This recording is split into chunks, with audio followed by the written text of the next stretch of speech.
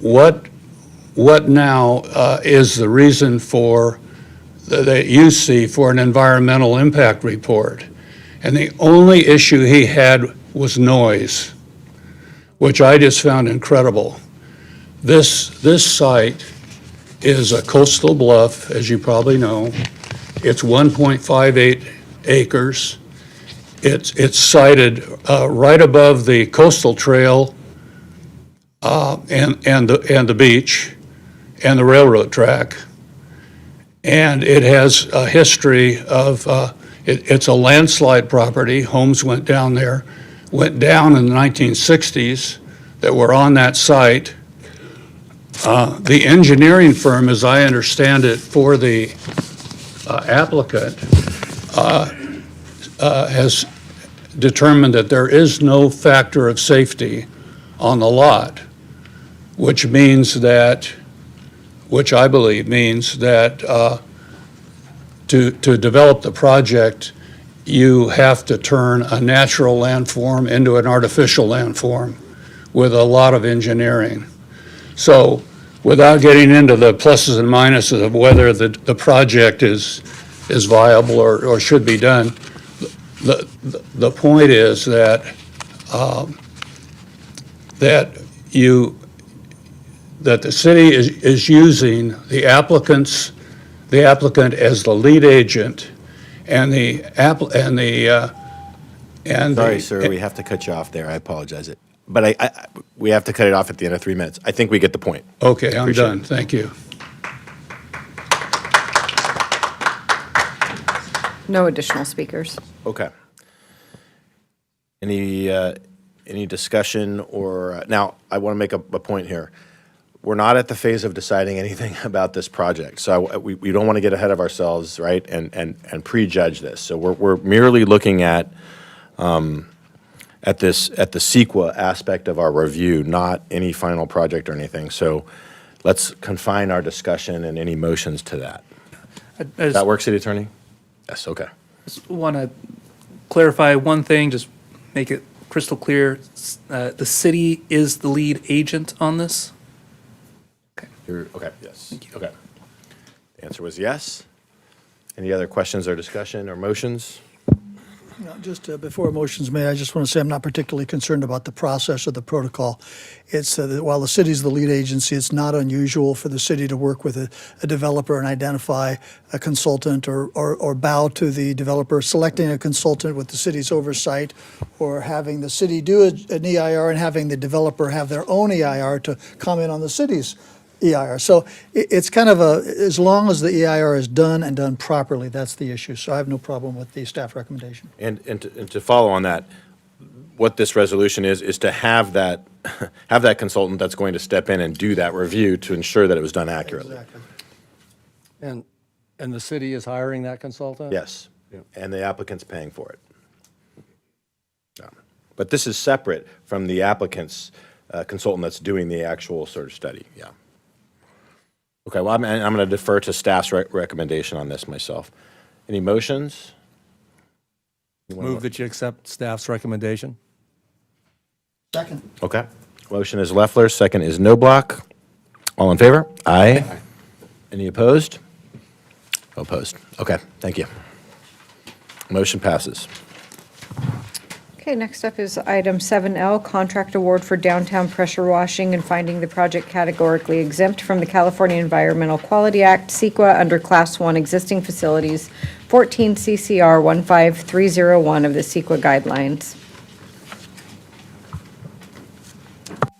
Mayor and City Council, my name is Randy Little. I'm the Public Works Maintenance Manager, here to assist you with any questions you may have. Randy, thanks for coming. Mr. Mayor, Nice coat. I would just note for the record that council has a blue folder resolution with some recommended changes that's at the dais and also available for the public in the back for review. Can you summarize what's in the attachment? On the resolution? Yes. The changes that were made? Yes. Yeah, just a summary. Yes, they have to do with findings that would need to be made to comply with Title 22 of the California Code of Regulations related to emergency water conservation measures. Okay, that makes sense. Yeah, it's separate. Yeah. Public or by council member? Was L pulled by the public It or the was council? pulled by a council member. Leffler, okay. Oh, okay, sorry. All right. Any other, any questions of Mr. Little here before we hear from the public, if there are any comments? We do have one comment. I've got on the contractor, so that it's once a month, and that's like set, it's monthly. When I first arrived here, we were doing it twice a year, after the Fiesta and after Santa by the Sea. We upgraded it about a year ago to go to once a month. The reason it's only once a month right now is it takes 2.5 weeks to go through the cycle. We have very limited working hours from 4 a.m. to 9 a.m., so that we're out of the way and the sidewalks are dry for the businesses to open. The reason I ask is because, like in the summer, down there, it's bad all the time. I mean, the sidewalk isn't clean. And I was told by a store owner during the winter, we had a lot of rain this winter, and actually they were coming out and washing it a day after it had rained. And that doesn't seem to make much sense to me. It seems like the total amount for 12 cleanings or whatever seems fine, but I'd rather see maybe some more cleaning in the summer, a little bit more frequently, and in the winter, it doesn't get as bad. That's. Is that, so the question is, because we're only doing questions now, the question is, are we bound to do it sort of on a regular monthly schedule, or can we, as Councilmember Leffler suggested, get 12 washes, but have more flexibility in terms of when we send that crew out? I would refer to the city attorney. I'm not sure the contract is structured for a monthly. Okay, yeah. I guess if I could ask- I personally haven't found it to be cleaner in the winter than the summer. The bulb outs, there's certain restaurants, just because of the product they're serving the public, it causes problems on the sidewalk. Down in Victoria, as you make the turn into the Pier Bowl, the pizza place, the market, the pier side, Bear Coast Coffee, they're getting done weekly during the summer. It's been by need and request by the business owners. You say weekly? Weekly during the summer, just on Victoria, in front of those, right there between the pier side and the pizza place. I apologize, I don't know the name. That, and how, so that's on-call services? That's No, that is part of this contract. part of this contract? So Yes. even though it's monthly, they would still go out there weekly? During the summer months only. Okay. And maybe this is for the city attorney, and this goes to the changes. Are there any issues with more frequency of cleanings that we might run into with the California code, I guess? So the council needs to make a finding that the use of potable water for cleaning hardscape services is necessary due to the health and safety risk associated with those cleanings. Otherwise, you're bound by the prohibition that's currently in place until December of this year to not use potable water to do that. So you would want to edit the findings to make that finding to comply with the regulation. But that is in the revised resolution you have here, right? That language is in there. Yeah. It's the third whereas. You may want to say pursuant to the contract. Okay. Because there are weekly cleanings during the summer. Okay. Want to find that those weekly cleanings are necessary due to the health and safety. Okay. And any other questions? Yeah, is it sufficient? I mean, in your judgment, are we doing enough cleaning? I think we need supplemental weekly cleanings in the bulb outs and in front of a few hotspot restaurants. But I was planning to achieve that with our on-call pressure washing if it's possible, the current contract in place. Thank you. That's all I need. Which is a separate contract than this or the same? Yes, one? it is. Okay. Different vendor. Okay. Question for legal or city staff. How do we go about with that finding that it is necessary? What do we need to do?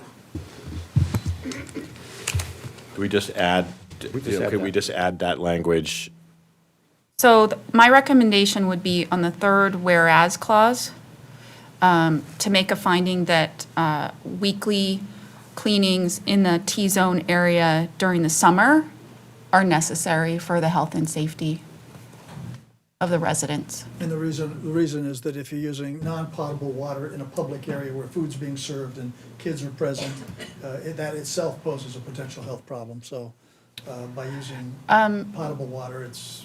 No, you could use tertiary treated recycled water and not have it pose a health and safety risk. Do you not have access to the tertiary treated? I don't know, that's a question. We do have access to it. Could we use that instead? I don't see why not. The only problem would be the logistics of getting the pressure washer to the location of the reclaimed water, which is not in the T-zone. Closest place would be the city yard on Pico, 390 Pico.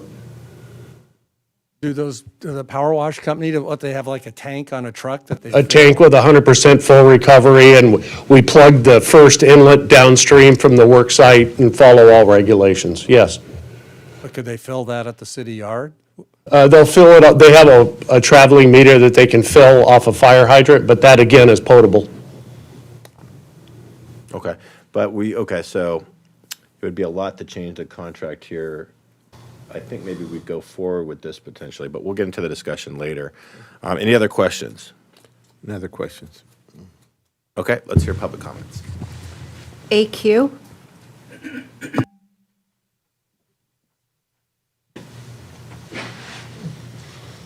Submitted a public comment card because I know for a fact that people on social media have been complaining about the sidewalks on Del Mar for quite some time near restaurants or ice cream parlors. And so it is a big concern. Also, the concern is regarding the homeless, that there's, feces and urine that needs to be cleaned. And so hopefully that will be increased to weekly. I think that's very important for the safety, and health and safety of everybody, for our residents and those who come to visit our wonderful town. So that's all I just had to say, just making sure that if we could increase that to a weekly, especially on the summer, but thank you very much, I appreciate it. Thank you. No additional No speakers. additional speakers. Okay, now we can discuss it. Do you want to, go ahead. I'll start off, just, I think I'm happy deferring to the expertise of our staff and their recommendations. I know I'm not an expert in this, so as Rick said, he had a little expertise in certain areas. I have no expertise in this area, and so as long as you're confident that we have the ability to address the needs of our community, I'm happy with that. And as long as you think that we have everything we need to get the hot spots clean in a reputable manner, I'm happy with that. And that's your I'm belief? comfortable with our resources as they are in place right now. All right, thank you.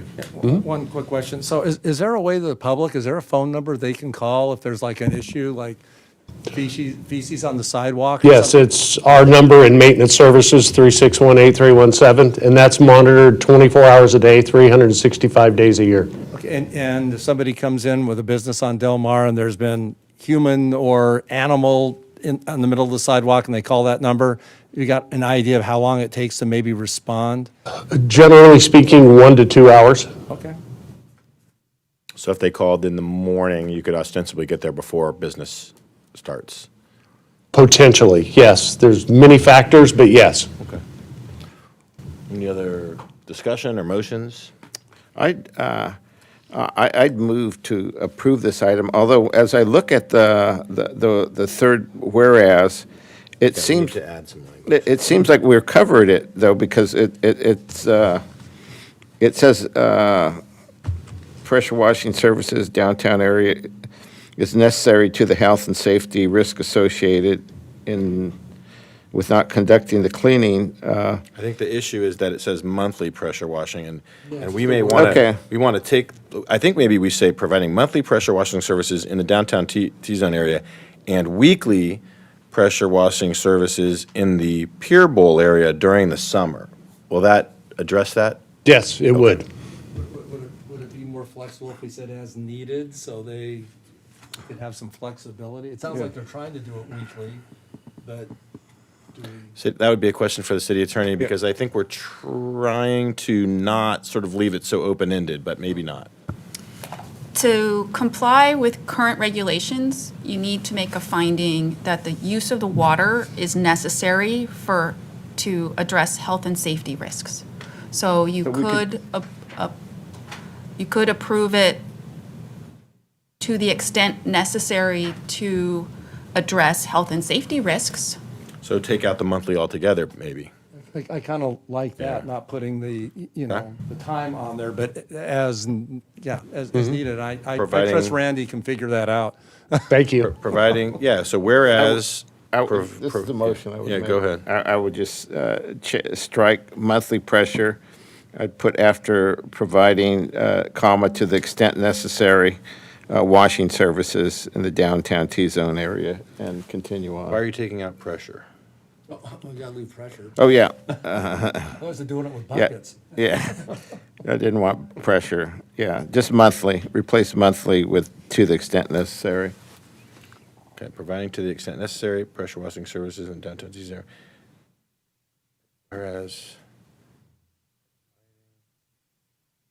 you have two necessaries in there, which is Yeah. sort of, what, can we just do where, providing pressure washer services in the downtown T area is necessary? To the extent necessary due to the health and safety risk associated with not conducting the cleaning, that would work. Okay. I will say that now this is the time we're having like 3 attorneys here actually works out pretty well. Actually, we have 4. Let's go with, are you fine with what Elizabeth said? Yeah, since yeah, she's I'm gonna be fine with drafting? that, yeah. Okay, so that's the motion. I'll second. Motion is Cabral, second is Leffler.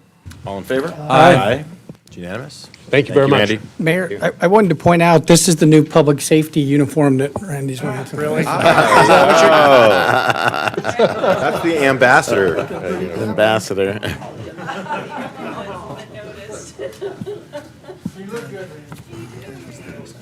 Yeah. And is the next item pulled, and was that pulled by you? Yes, I Okay, pulled you are. item N because I just had a question. This is an extension to a scribes agreement for lift and a shuttle service. And I guess I'm a little questioning the detail in the staff report. This is a 1-year extension for $278,000 a year. And the information is that we have provided 2,650 rides. And I'm just wondering the efficacy of the program and how this works. Let's say we don't know how many riders, we don't know how frequent. Let's say there were 3 riders only in the city of San Clemente, and they called 3 times a day for the ride. They would use up almost all of this 2,650 units, riders per. So I guess I'm just wanting a little more detail. My concern in asking for the detail and continuing it is that this contract ends at the end of this month. And if we don't extend it, there'll be no service come July 1. And I guess my question to the city manager would it be possible to extend this for a month or 2 or 3 while we get some additional detail? Or is this just a one-time only contract for 12 months?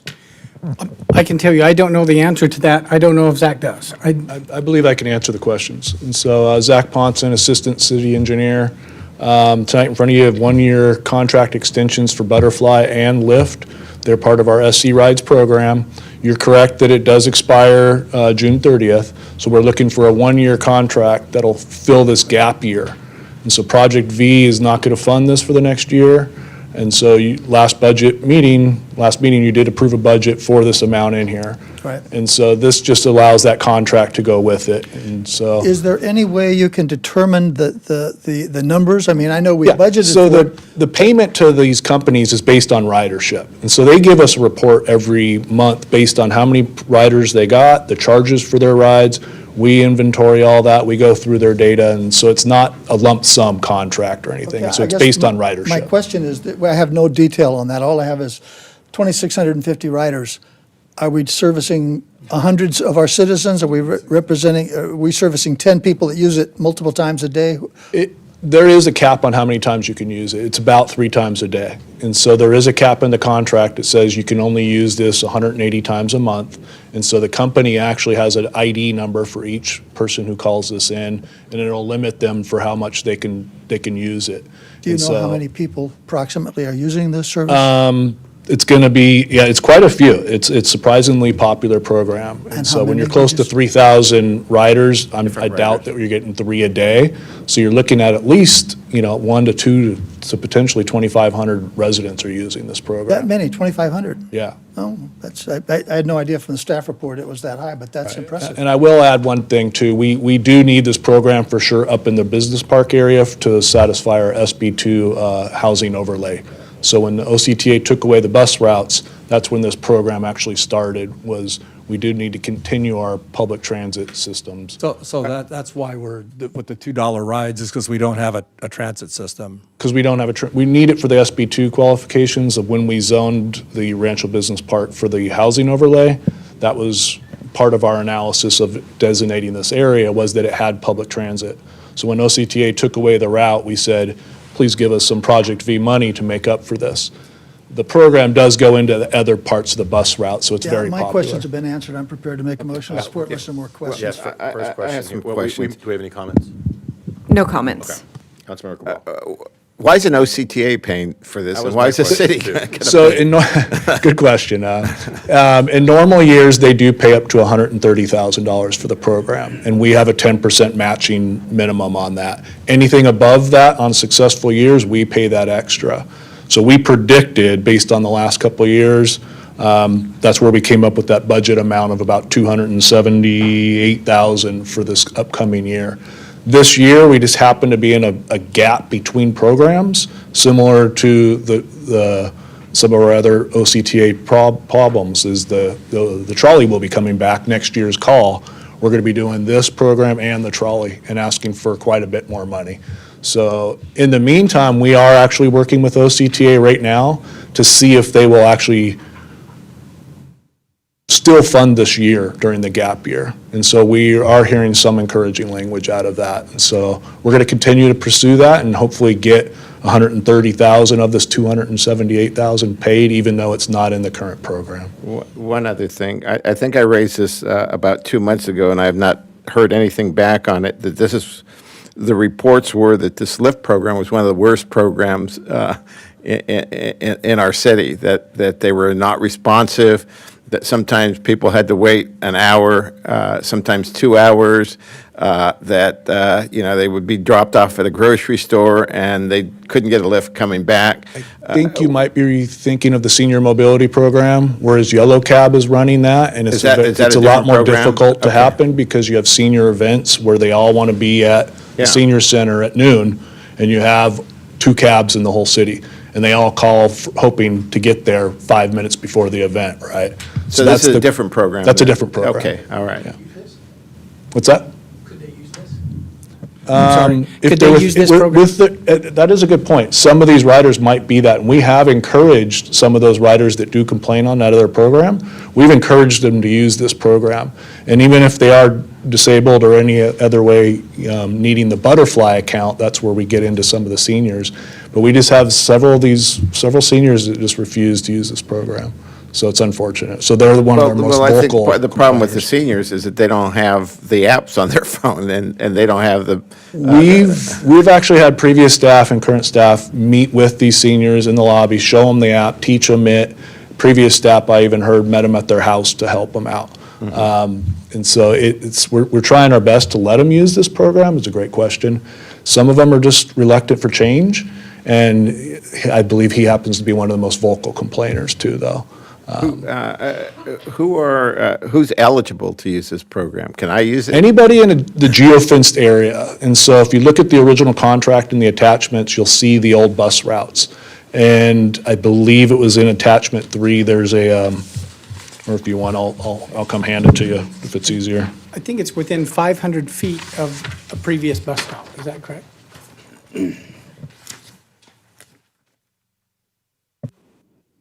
Yeah, okay. Yeah, okay. So there's a geofence located around each one of these stops. And as long as you call for a pickup or a delivery to those areas, you can use it. It's just, the cost share program is interesting because council has approved staff prior to current staff managing this. Council did say, if needed, start adjusting the share program.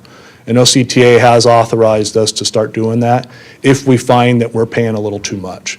Because prior to COVID, this thing almost got up to 400,000 a year in terms of, and if OCTA is only covering 130, that's a lot of money for the city to be putting out, and we don't know that ultimate end cost. And so we do have a previous council approval to adjust this share rate to the point where it'll be quite a bit more expensive on the users if we do go down that direction. Right now We're still recommending staying where we're at. $2. At the $2, they pay the first bit and then it goes in, there's a whole little Right. formula for it. Okay. Thank you. Any other questions? I'll make a motion that we adopt Resolution 23-56 with the two amendments outlined in staff report number 1 and 2. Second? Motion is Noblock, second is Enmeyer. All in favor? Aye.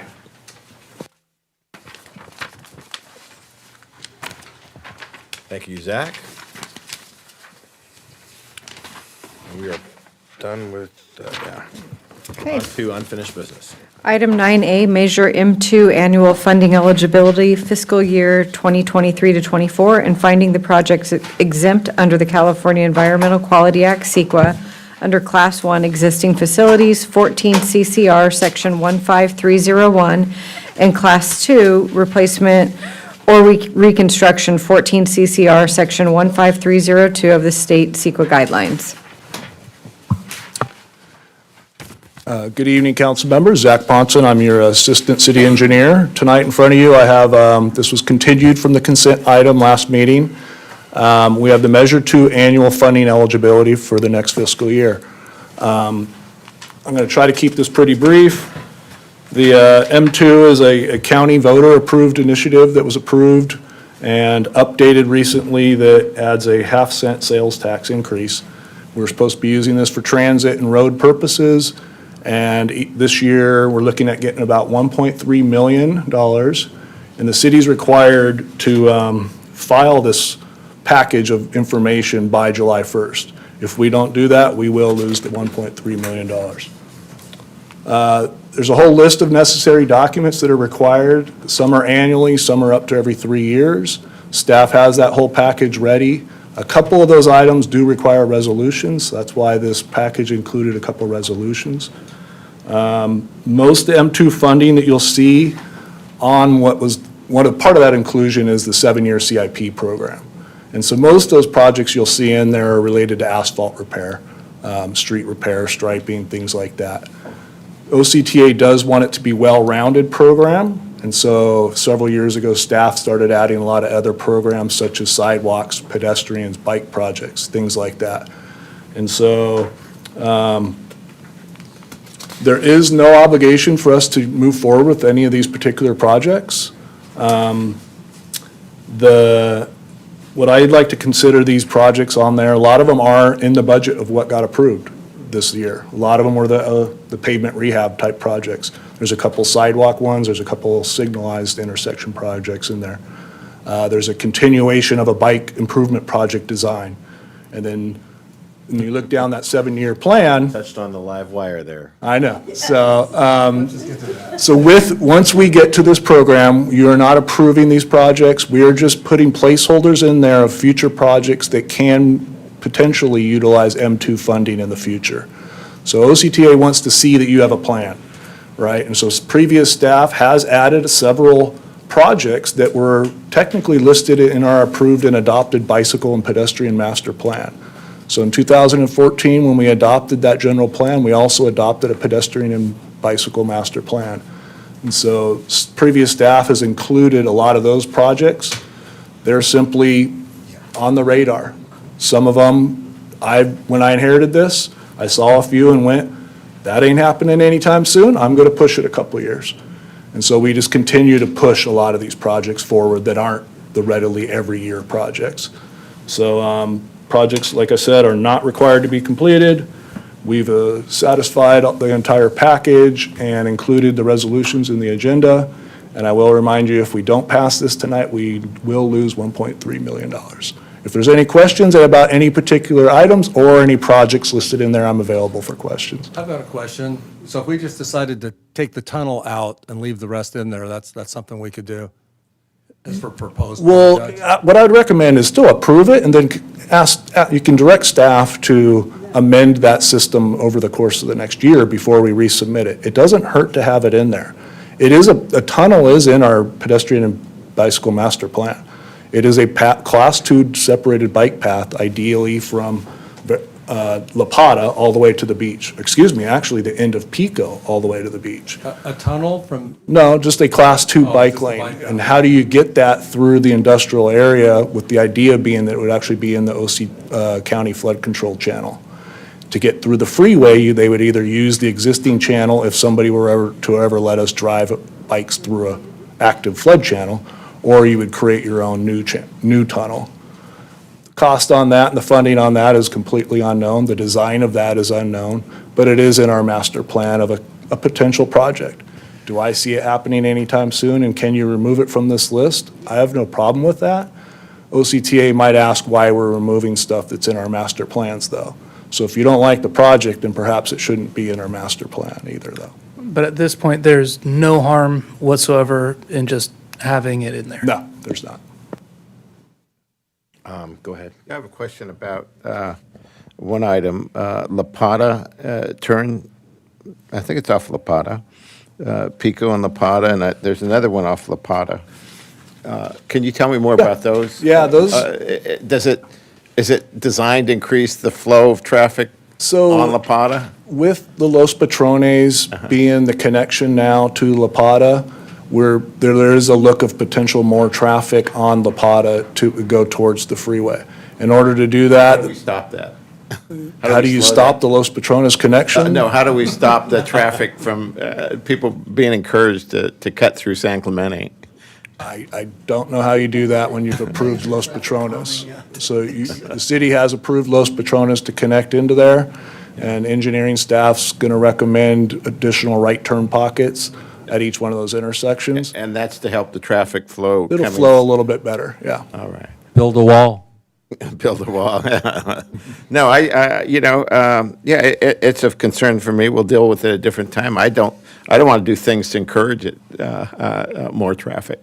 I think we have a lot of traffic coming through that area, and I don't want to build a speedway so that, they can come through the middle of San Clemente and increase the traffic flow. So you're going to have to help me figure out how we slow that traffic down and slow the volume of traffic there. So each time one of these projects does come forward, it'll come forward to you with a approval of that design and an award of that to move it forward. But we have no intention right now of. So right now, there's nothing in here saying you have to do any of these. It's just a placeholder for future projects to potentially utilize OCTA funding. And it would have to come back here. Any tunnel would have to come back Any to the tunnel would come council. back here, even the right turn modifications technically will.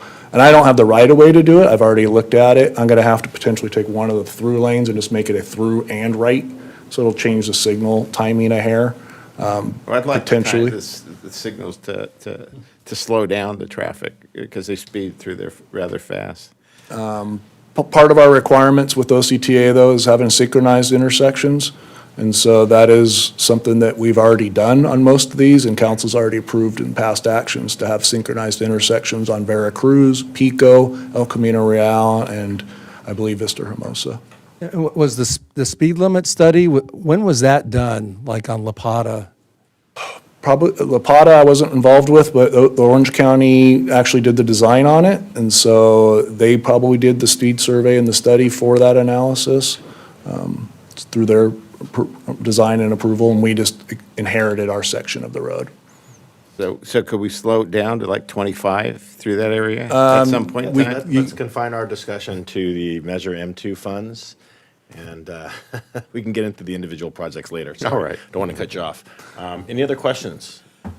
Yeah, I have a quick question. Is the projects fungible at all? I mean, you can't take, say, a $5 million request and create a new two and a $1 million project. For any projects we have listed here, the cost estimates are very approximate. And so if you're trying to see if you have one in here and you were trying to create two projects out of it, is that? New projects is what I mean. Is it, can you take a project and add a new one during the course of the year? You're stuck During with these course of the projects? year, we add them, and that's what part of the whole year-long process is. You're always constantly adding different things, right, as a council. And it's usually done right before the budget season, though. So I would recommend beginning of the year before the budget starts is when council could potentially start looking at their projects they want to start seeing into the budget process.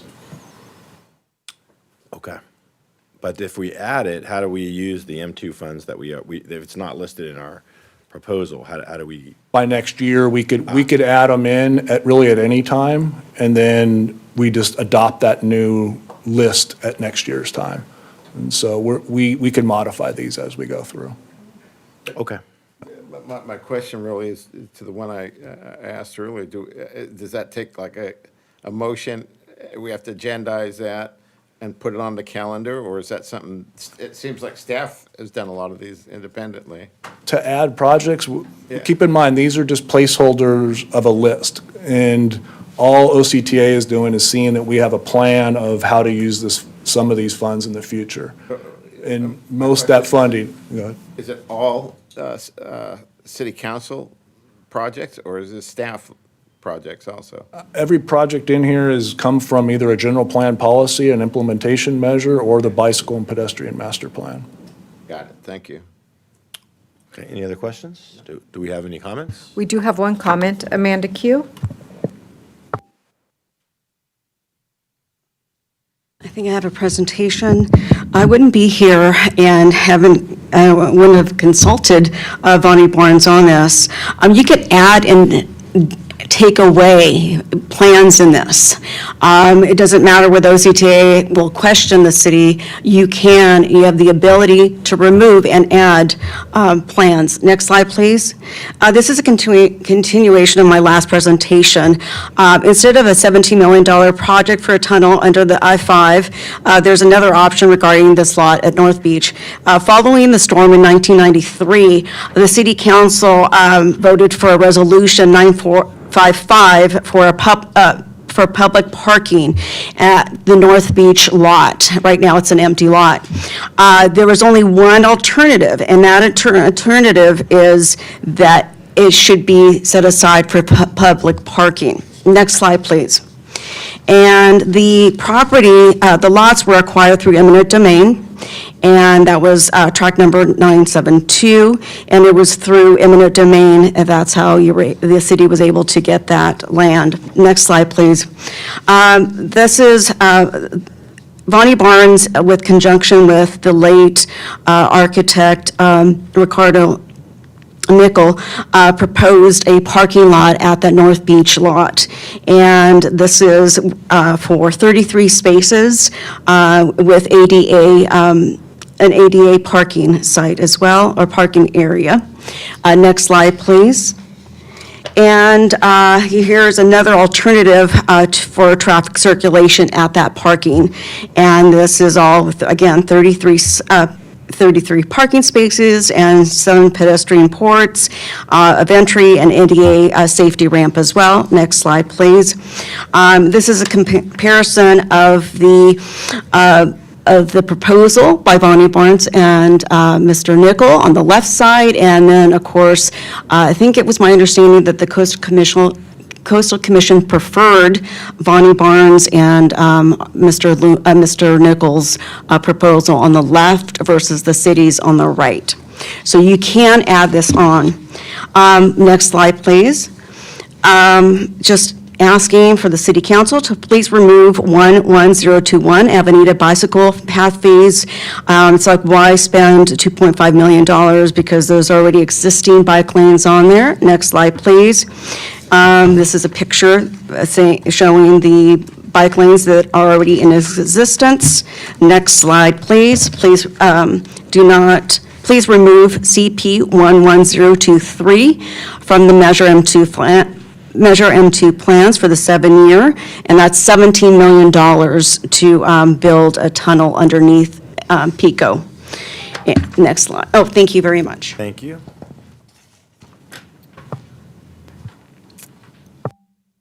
Any other comments? No further comments. Discussion? I would like to add, actually, she brought up an interesting point. There are a couple projects on here that technically are complete. We would recommend keeping them on there to see if we can still catch some funds for it. The two bike lanes, she is correct, were placed in front of Marblehead Coastal, and the city did do a little piece between Los Molinos and the freeway. We could potentially get some of that funding back for that striping. It won't be much, but this segment was, I don't know when some of these were put in. Unfortunately, the programs changed, so I don't know when some of these projects got entered into the system. But Marblehead clearly put in the bike lanes in front of its development. The freeway interchange project did some of it. We actually filled the little gap in between recently. We could potentially get some funding back for that. So I'd like to keep whatever's on the list as a way for us to go capture some funds. You can still get money for an already complete project. Yeah, we are supposed to do it in a certain time frame, but we can possibly blame it on COVID and staffing changes. Okay, like the creativity. Any motions or discussion?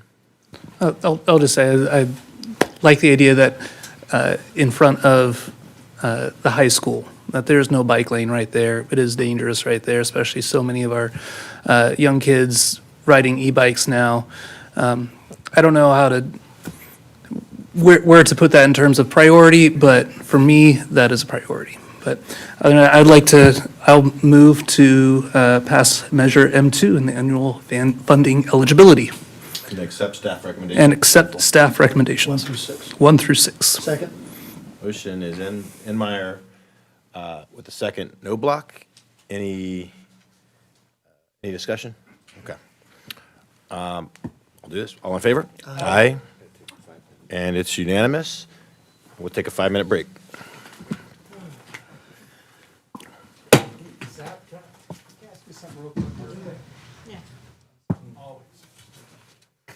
I have to agree with you on that. The meeting's not over.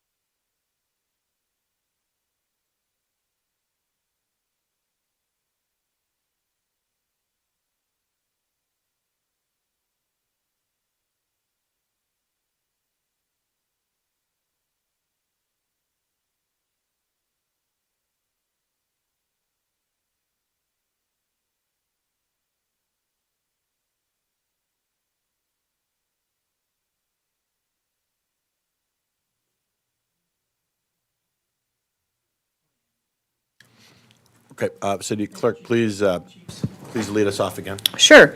This is item, there we go. This is item 10A, operations and composition of various city commissions and committees in consideration of reestablishing the Coastal Advisory Committee.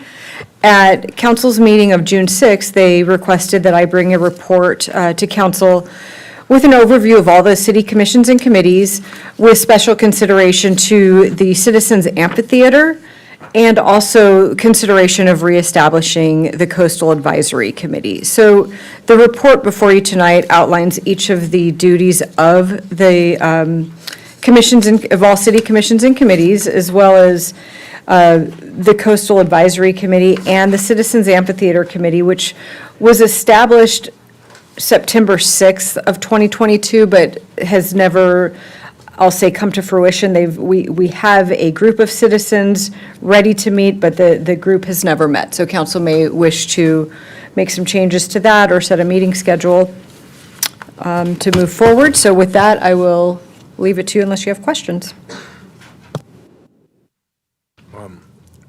Does anyone have any question? Yeah. I have a couple of questions. Who is the staff person responsible for the amphitheater? Originally, when this was set, there was not a staff person assigned to the amphitheater committee. And then Director Wiley, Beaches, Parks and Recreation Director Wiley, offered her services to staff the committee. Okay. And that the group has not gotten together Is she as of here or yet. no? I don't believe so. No? All right. Is that something that we need a committee for, or is that something that we could just push our staff to look further into? Do you mean, is there a need for a citizens Yes. amphitheater Is there a committee? need for a citizens committee on I this? think maybe I could answer, because I was part of the council that directed staff to do this. At the time, yeah, my mic's on. Can't hear it? Can you hear in the back? Done? Okay. At the time, we formed the amphitheater committee, I guess. There was a real thought that someone was going to develop an amphitheater at certain locations in town, and so they would be looking at these very specific locations. I think it's kind of become evident that that's not something that's in the near term going to happen. So I do think there's a role for a committee here, and we'll get more into that when we get into the discussion. But it may not be in the current format, because that format, I think, has been taken over by time. Also, the way that we picked it was a little unusual. Sorry, I thought I could answer the question as well as Laura. Yeah. I'm going to, if it's my turn. Yeah, you asking questions. Yeah. We have comments, I assume. No? We do, yes. Yeah, my question is, actually, maybe for our legal counsel, is it appropriate to, since it seems that the broader item is operation and composition of the various city commissions, can we give better direction about our expectations of how often they will meet and when their first reports will be due, so that we have an understanding of what they plan for this year?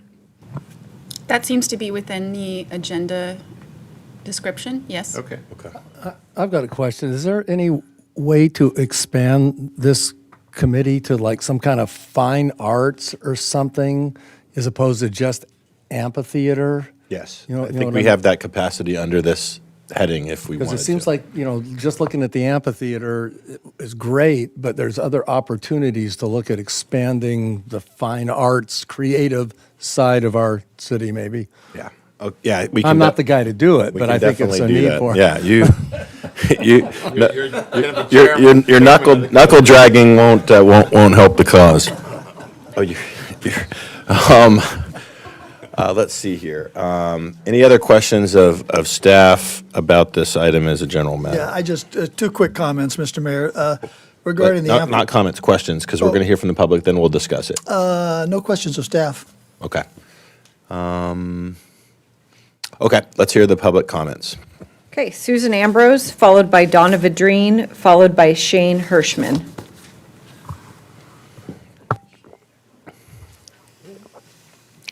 He's not here.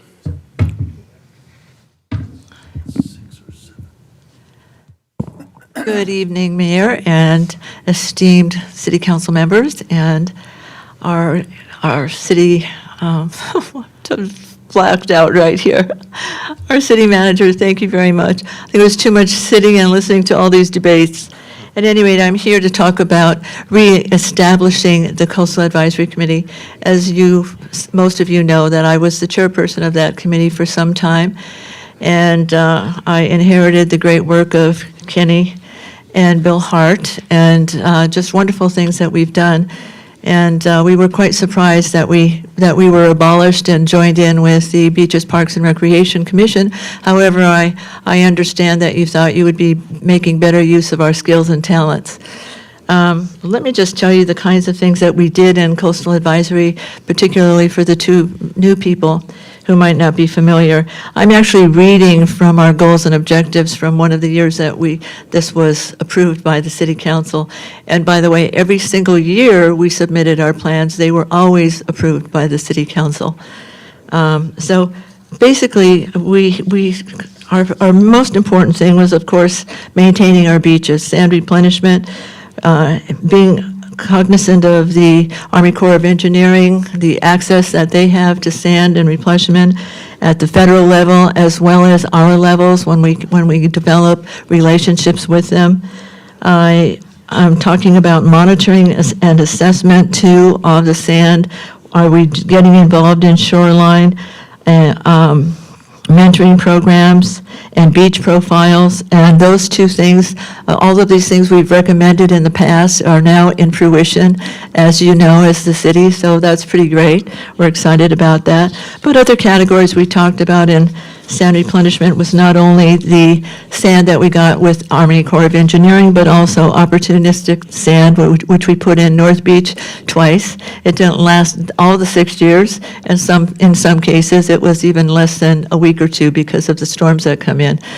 And at any rate, we would identify, our quotes were, identify sources of sand availability twice a year, as well as identify city beach sites for replenishment twice a year. These were things that we asked of Tom Vonnegut, who was the leader and the chief engineer at that time, and he was wonderful in his work. Monitoring and assessment, potential opportunistic sand replenishment issues, driven either by beach needs or availability, so we could keep our eyes on the sand all the time. We always saw ourselves as the eyes and ears of the economic vitality of this city, because if we didn't report in what was happening to our beaches, whether they be filled with junk and trash or whether they be taking sand away. Sorry, you're out of time, Susan. Thank you. Thank you. Donna Vidrine, followed by Shane Hirschman, followed by Amanda Q.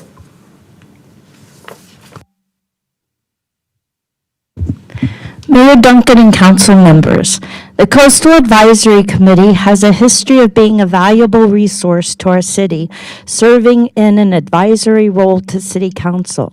In June of 2021, San Clemente City Council members disbanded the Coastal Advisory Committee despite facing dramatic sand loss and water quality issues. The San Clemente City Council members, in a 4-0 vote, abolished an expert panel that studied and advised on these problems, plus the health of San Clemente beaches. The committee served as the eyes and ears of clean beaches and clean ocean oversight. The City Parks Commission lacks the means to address coastal issues with the scientific approach or public comments prior to the council vote. The Coastal Advisory Panel ensured coastal resources were being taken care of, raised community awareness on issues like the Clean Ocean Program, and made sure the city followed ocean regulations. Council members kept the committee specifically devoted to golf courses, but got rid of their homeless committee, which focused on best practices and solutions for San Clemente homeless. I spoke out at that city council meeting in June of 2021, opposed to the disbanding of both the Coastal Advisory Committee and the Homeless Committee. City Council voted 4-0 to dissolve both committees. Aye votes included Mayor Duncan, Mayor Pro Tem Steve Knobloch, and previous council member Gene James. Let's progress tonight with advisory committees on coastal issues and advisory homeless committee to recommend a comprehensive strategy and best practices to include affordable housing, permanent supportive housing with professional services, shelter beds, and a safe parking program. Thank you for your time and attention. Shane Hirschman, Shane is no longer with us. Amanda Q.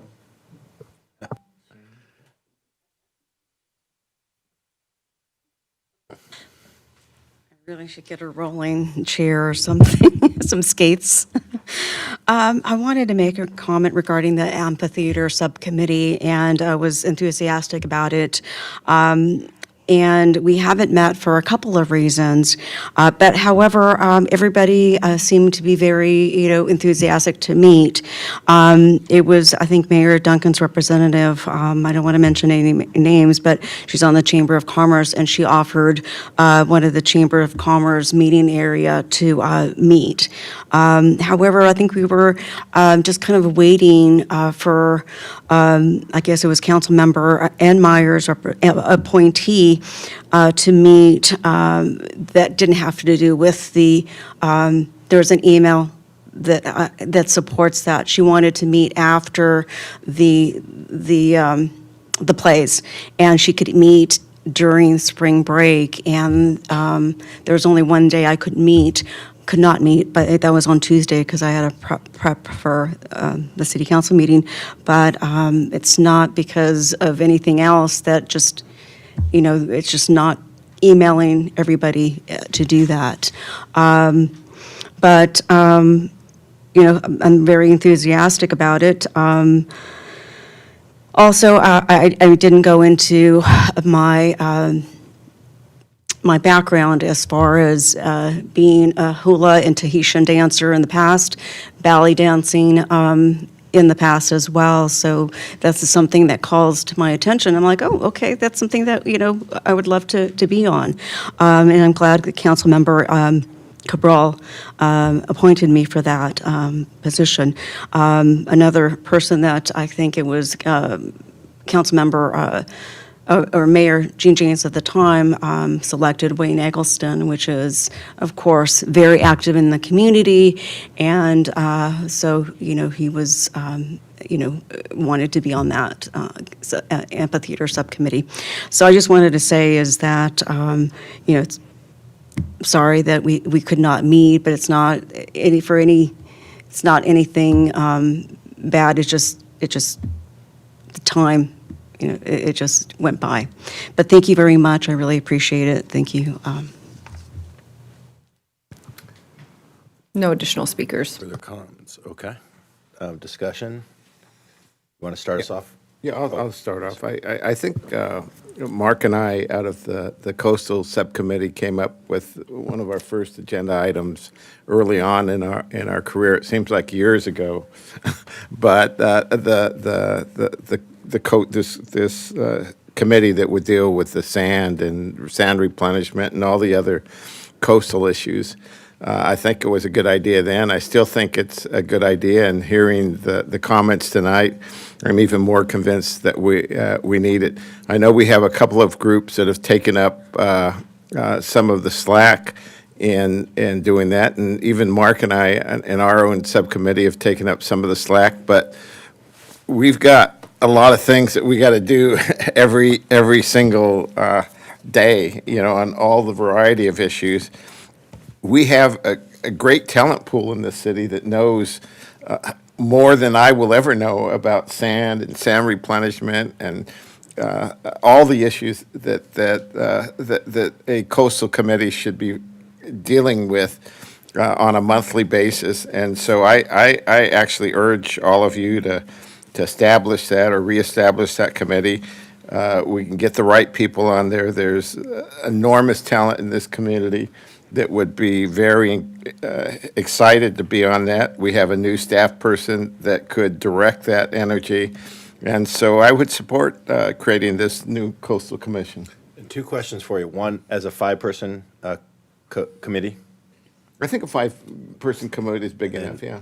what if we have people who are on our Beaches, Park, and Rec Commission who got on that because they wanted to do that coastal advisory part? Would we look at maybe having them potentially apply to move over to this new committee and then creating an opportunity for someone else to go into the parks? I think that's entirely possible. I would recommend seeing if maybe we can find two people on the beaches, because Beaches Parks is 7 right now, correct? So maybe we could find two people on there who would be best fit to move over to the coastal committee and then fill in 3 other spots as we need. I mean, I think you just should have an open interview. We've got Yes. people on Save Our Beaches, San Clemente, an outlying group. And I think Beaches and Parks and Rec should remain 7 people because they do a lot of subcommittee work. And if you only have 5, then 2 people are a subcommittee. And I think 3 is a lot better. I think 5 for the coastal committee is certainly good. And there might be 4 people from Beaches and Parks that end up over there after the That interviews. apply, they just go through the regular application period? Yeah, and then we have interviews for the Beaches and Parks again, at the same time. Okay. To the general issue of whether we should form a new committee, I'm inclined not to lean in that direction. And the reason is, we've been talking about sand for 20 years, and we had a Coastal Advisory Committee, we had a Beaches and Parks Committee, we merged them, and to create another level of I don't know, call it bureaucracy or governmental review would be to invite more discussion, analysis at a time when action, I think, is required. I think we're moving in the direction of action by getting our sand czar on staff and hired, who will be the spearhead to make these things happen. With our current Beaches and Parks Department, I think we have some expertise there, and perhaps of the 7 members, we could have a specialized advisory subcommittee of 3 or even more We have of the that. 7. We have I that. know, but I'm talking about specifically to address the coastal and the sand issue. So I'm just a little reluctant in my heart of hearts to create yet another commission, which will yet again discuss the issue for yet another 20 years or longer time. When we're moving in the direction of action, I want to see the action continue. Regarding the amphitheater, But before you go on to that, could I just Sure. give a quick counterpoint? I completely understand your point. I think that's a valid point. But we have so many people that are so interested in this, and they want to be engaged, so they email us ideas on a daily basis. There's no official place for them to really channel that energy, and this would give them that, right? Because even beyond that 5-person committee, people could come to that meeting and present those ideas. They're just ideas, and this is just an advisory committee, so it's not another level of government.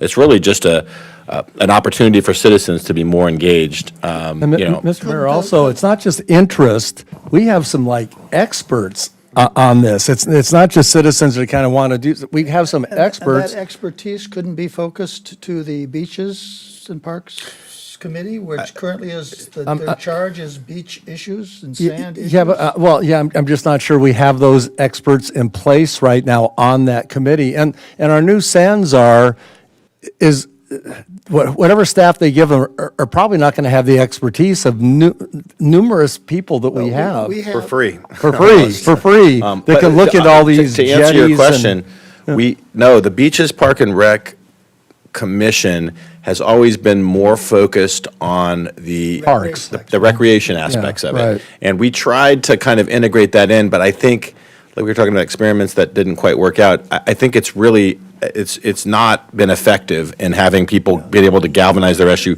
just on the coastal issues. I hear what you're saying. The people that are focused, Dr. Whitelaw and others that opine on this on a regular basis and email us on a regular basis, we have the ability to appoint whoever we want on the Beaches and Parks Commission. We've got 7 members. We could reappoint tomorrow if we thought there were more people that need expertise that should be on that commission. We could do that today, or not today because it's not agendized. But we could address that. So that's my thoughts on that issue. Regarding the amphitheater, 20 years ago, we entered a contract of $1 a year to give a tract of land up at La Pata and Saluda for a Cirque theater outdoor by a very fine arts focused a group, nonprofit that was focused on that issue. Unfortunately, they didn't move forward. They didn't raise the money. They didn't really do the analysis. It just sort of fizzled, which was a disappointment.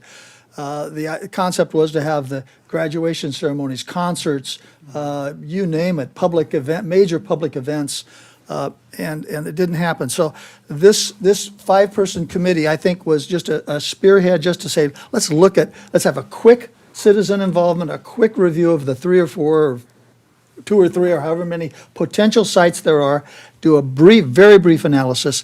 I appreciate what Amanda said about the staffing issue. I think we probably our staff maybe could have been a little more proactive to say, let's set a meeting date, let's get on this. Because if 0.5 people to a committee, they're going to go, I'm on a committee, but where's the direction? Because they weren't charged with the direction. So I think that maybe we should have asked staff to be a little more proactive in that area. So I think the amphitheater committee is important. They have an important job to do. I'd like to see them do it. I have no objection with expanding that to the fine arts because you're going to get theatrical performers. You're going to get groups that are interested in the way that amphitheater occurs, how big it is, and what the location is, and what the amenities to it are. So I like Rick's comment on expanding that. Quick question on that. Would you then just sort of change the name and expand the purview of the existing committee of those 5 members, or would you open it up and have the typical application? That's a good question. I don't know that we need to do that today, or we need to look at the amphitheater issues. We can always expand that. I don't know when there's the timing on it, but clearly we can do that, and we could do that at any time. And I think it probably needs to be done because a community we got the arts event coming up on the 4th of this month or 29th, I forget, 29th maybe. I get my dates wrong. We've got a lot of fine artists in this town, a lot of thespians and people that can really add a lot to our community. And I would probably say expand it right away, right? Yeah, I think, hey, Amanda, I want to ask, do we have a hula hale in town here by chance? I'm just curious. It's in Laguna Hills, and I haven't danced with them for years. But yes, it's with Punani John up in Laguna Hills, right off of Lake Forest. I know you do it once a year with the Polynesian Festival. It'd be nice to get more of that in town. Well, that's something here. that this committee could look at as well. So I think we should expand it right now and maybe just keep the membership for now, and then although we'd have to set some boundaries then on. I wouldn't mind on org plan. I'd like to hear back from that committee within like 3 months, 4 months, and say, what are your thoughts? Let's give us a report. What's going on? I mean, if we're going to expand it beyond just the amphitheater, I would say I would be more inclined to go through an appointment process for 5 new members who apply and do it in the same way that we did with the other committees, because I think we're looking at something bigger, and people are going to have different expertise in different areas. That it'd be nice to have a group of 5 people that have varying And then we can have abilities. staff kind of define what that looks like also. I mean, like we have in the book here, but I mean, expand it to yeah, I think that's a fine idea. Okay. Any other comments? Okay. I just wanted to talk to a point that was raised about the issue of the sand and the beach committee. I do think one of the values of it, Steve, is that you have a lot of experts that I think are sand, call that person the sand czar, a lot of resources that person could utilize, a lot of talent out there. I don't see it as slowing the process down, but we have people that have worked with the Coastal Commission that he or she could run issues by. You can get a lot of valuable input from these committees if you have this talent pool that you could run your issues by. I think if that person, whoever that might be, is utilized properly, they'd be able to manage this organization to use it as a resource for them, because they don't have any support, or they have little support within this city. And so I think it will be valuable resources. I hope and I trust we will get the talent pool out there that can serve as that resource, not as a barrier to getting these projects And one done. thing that happened on the appointments is we appointed some people to the beaches and parks that were specifically kind of sand people, and actually a couple of people that are specifically recreation, have done a lot of work in the city on recreation, didn't get appointed because we were kind of thinking that way. And I'd like to open it up to get maybe some more recreation-oriented people back there, maybe. Keep it at 7. Keep it at 7. Okay, I like that. And then coastal would be 5. Uh-huh. Okay, human affairs is 7. Any thoughts to reinstating the homeless subcommittee on human affairs, or doing a stand? Well, I will tell you, and Donna spoke to it, and it's really true. I was on the original subcommittee. They took 2 people from public safety, 2 people from human affairs, and we had a separate work plan. We were making some great inroads on shelter access, and they cut it out. They said, stop, we don't want you looking for shelters anymore, which I was under the impression at the time, I was told by the city manager, the reason we don't want you looking at shelters is because we've got a plan. We've got it figured out. And the fact is, I think they just cut it out because they didn't want to have a plan. But do you think that subcommittee that was created with public safety and human affairs should be reinstated? You know, I'm trying to look at who the members are on there. With me, it was Tyler Bowden and myself, and then Gary Walsh and Bill Ewers. It was really good. We had some really good. I think we should really look at doing that. Unfortunately, we've only got 4 people on public safety now. Nobody's even applied for the open spot. How that subcommittee looks, I'm not sure, but I think it was beneficial. You think it was good to have both public safety and human affairs on a joint subcommittee? Yeah, because we had the good balance. You know, we had both sides of it. And yes, I do think it was beneficial. Okay. I mean, maybe we could put that, I know we're going to decide on some things here. Maybe we could put the subcommittee forward a little bit. Maybe we could think about what that should look like. We don't have to decide it right now. Right. But I just kind of want to round it out. So what I'm hearing is human affairs, we stay at 7. BPR stays at 7. If we create a coastal, as is in the staff recommendation, that would be 5. If we create an arts and culture, that would be 5, I believe. Now, that doesn't mean we do away with the amphitheater. We could actually do both. Oh, that should be on their work plan. Well, but I'm saying we could keep the amphitheater and say, come back. Right. Since we've got to think, come back in 3 months with anything related to amphitheater, we could separately put on the agenda creation of this arts and culture for down the road, or for the next meeting, or whenever we want. 5 members on that? 5 members on that, yeah. Okay. Any thoughts on that? Well, no, it's a separate issue. Sure. But no, go ahead. Yeah, it's open discussion. My other issues are regarding the reporting requirements to the city. It says that they develop an annual work plan. I think some of the reports we got, this last month were from last year.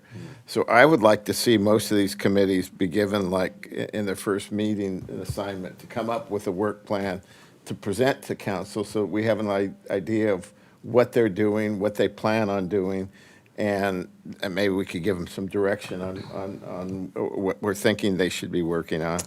Yeah. That's how it's supposed to work. Yeah, that's the one problem with these committees and commission. I think the Public Safety Committee actually did a really good job of that. When we put You were the chair. I wonder why you would say that. Well, yes. I think, we had we'd come up with an ordinance, we'd get it packaged, and we'd ship it off right away. And I think a lot of these committees and commissions need a little bit more direction from the council, actually, of here's what you need to do, here's what we're looking for. Because sometimes they've got a work plan that's kind of ambiguous, and they don't really know how to focus their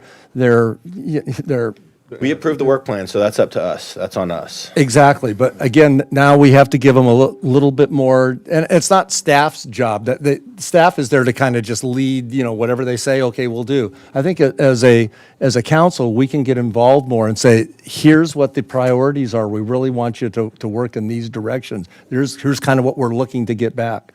City Clerk, is our policy clear on when a work plan is presented to us? Yes, and I was actually just going to chime in, if I may. Each commission and committee, their new terms begin July 1st. So that's why you got last year's work plan Okay. in this packet. Once they start meeting in July and August, you'll get the work plan for 23-24. When will we get it? Is it- Within the first quarter. Okay. Yeah. All right. Well, that's good. That's the time. Okay. The other issue is, I was asked on Human Affairs, they have bi-monthly, every 2-month meetings. They had requested of me, whether we would consider monthly meetings, because they thought that they had a lot of work to do, and they would like to hold more regular meetings. I guess we could allow that through this plan.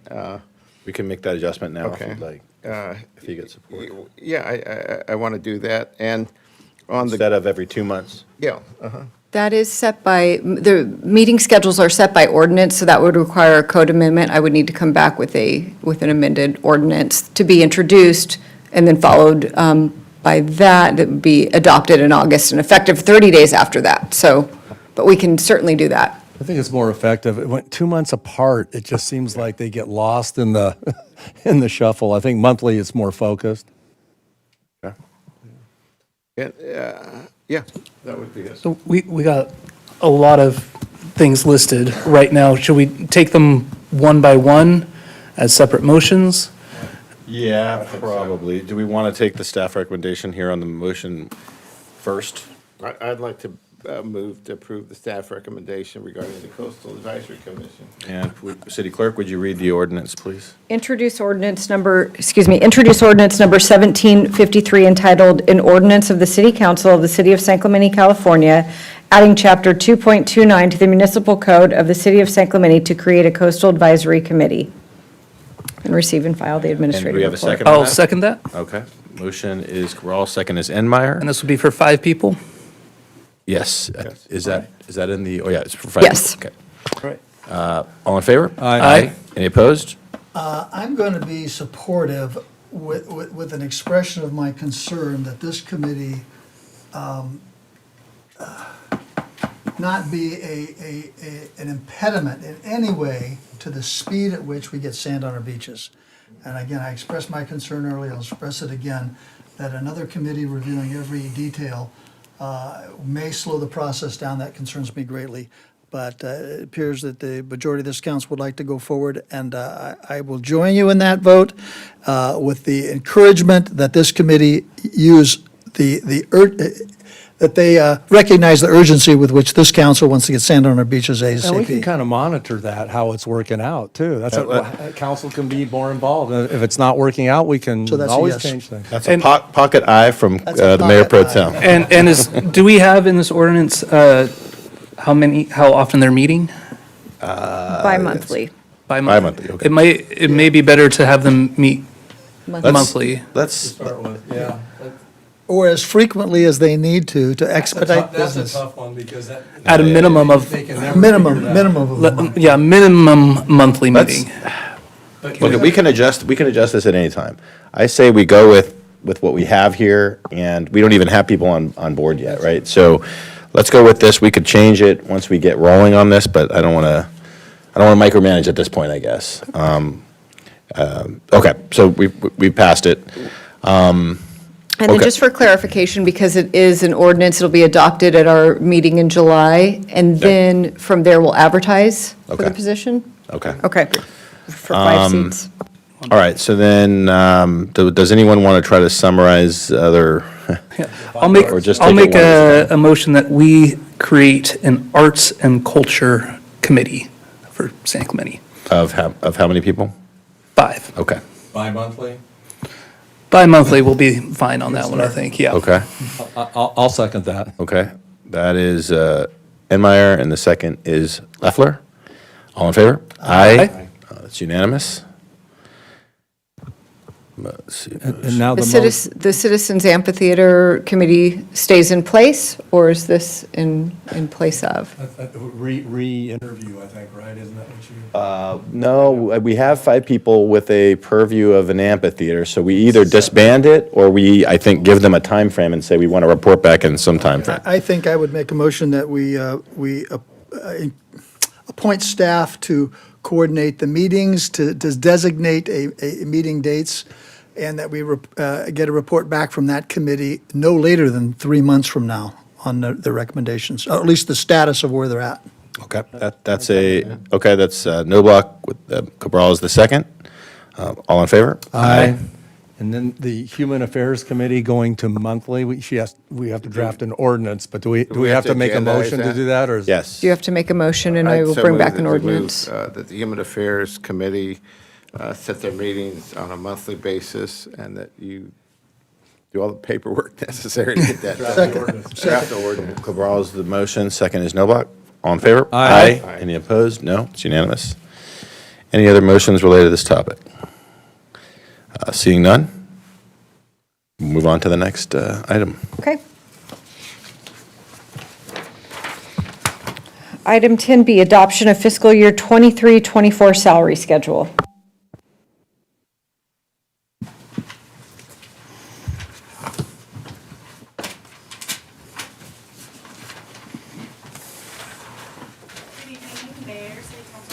Can everyone hear in the back? Okay. Good evening, Mayor, council members. I'm Hannah Thordahl, the Human Resources Manager. So the item before you tonight is a resolution to adopt the revised salary schedule for benefited employees, and will also implement the staffing changes that were prepared in conjunction with the budget. The salary schedule will increase by 1% for all positions this year. That's based on the memorandum of understanding with the San Clemente City Employees Association, year 3 of the current agreement.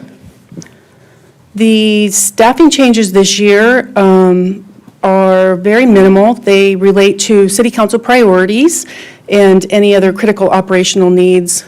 I think I heard in the last item, you're all interested in this coastal administrator position that has been added for this year's budget, reporting to the city manager's office.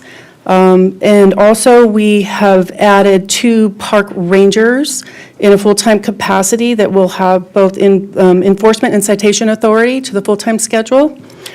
Other than those, there's just a few administrative changes. One of them is we had to increase the golf course groundskeeper, fell below minimum wage after they did an additional minimum wage increase in January of this year. So we're going to update that as well. Just one thing to note also is none of the changes that we're recommending are in any way related at this time to a class and comp study that's currently underway, and that would be brought back at a later date. So with that, if there's any questions, I'm happy to take those. The staff does recommend the council adopts the ordinance. There are some other options, though, if you do consider those. So any questions? Any questions? No questions. If no questions, I just move to approve. Second. The staff recommendation. Are there comments? Oh. There are no public comments. Perfectly, No. great. Okay, that's nice. Can we have some discussion after the motion? Yes, we can have some And discussion this after is the just, motion. this is just a comment, and it's. Well, wait a minute. First of all, motion is Cabral, second is Noblock. Okay, go ahead. And, looking over the schedule, and I noticed that groundskeeper top step is like $24 an hour, which is prevailing wage. I'm sure it's good. Park ranger is equal with a office assistant 1, which is much lower. At some point, we're gonna, I think, need to look at this model for park rangers, especially with the full-time position and the authority that they have. If we want to have any retention, we're going to have to look at that. in the future. That's City all, ma- just a comment. City manager, any comments on that? Noted. And I think you're right. I think we're going to have to review that because we've kind of changed the model of what we'd like to see in our park rangers. So we'll work on that, and that's noted. Okay. I just want to voice my support also. I think it has to be done. Okay, motion's on the table. All in favor? Aye. Any opposed? It's all unanimous. Mayor and council, while we're changing staff, just on that issue, that's part of the, we're doing that class and comp study, so that will be coming forward, and that'll be reviewed as we move through that. What's the timing on that approximately? This year, 6 months, a year? 2 to 3 months, is that what I'm, yeah. Within 2 to 3 months. Okay. They're narrowing in on this now, getting really close. Next item on the agenda is fiscal year 23-24 contract between the City of San Clemente and the County of Orange providing for police services.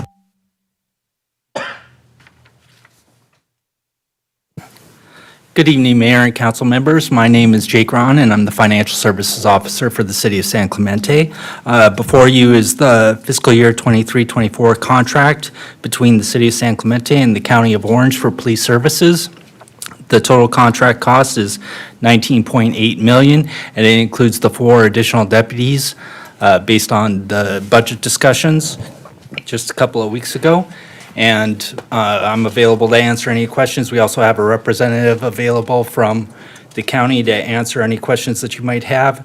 With that, basically our recommendation is to adopt the resolution number 23-58, authorizing the city manager to execute the contract between the City of San Clemente and the County of Orange for police services for the next fiscal year. If there's no questions, I'll make a motion. I just have one quick question. Do we have an estimate on timing of when our new police services are available? That would be Jay. If you have no update, shake your head and, okay. Don't walk all the way up to say that. Okay. Was that a motion? Yeah, I move that we adopt resolution number 23-58. Second. Okay, motion is Leffler, second is Nobach. All in favor? Aye. It's unanimous. All right, next up, item 10D, withdrawal of resolution of necessity with respect to open space property located southeast of Avenida Pico, assessors parcel numbers 688-011-01 and 688-011-02. Good evening, Mayor and Council. The item before you is withdrawal of resolution number 2027, which was a resolution of necessity that the City Council passed in April of 2020. Since then, there has been a change in circumstances, including project feasibility with respect to the mitigation bank project. And so it would be appropriate at this time to withdraw that resolution, which has to be done by taking formal action. Any questions? No, I'd make the motion to adopt. We do have 2 speakers, We have yes. two public speakers. Well, first of all, do we have any questions? No. Okay. Well, I guess my only question would be, in terms of the mitigation fee project, was that discontinued or is that no longer viable because of something the city did or something outside of the city's control? The change in circumstances regarding feasibility was due to gubernatorial action. Okay. That gubernatorial action in that not In that not allowing it to proceed. In that he vetoed a bill that the legislature passed that would have fully funded the entire project. Okay, thank you. We will hear public comments. First speaker is AQ, followed by Donna Vidrine.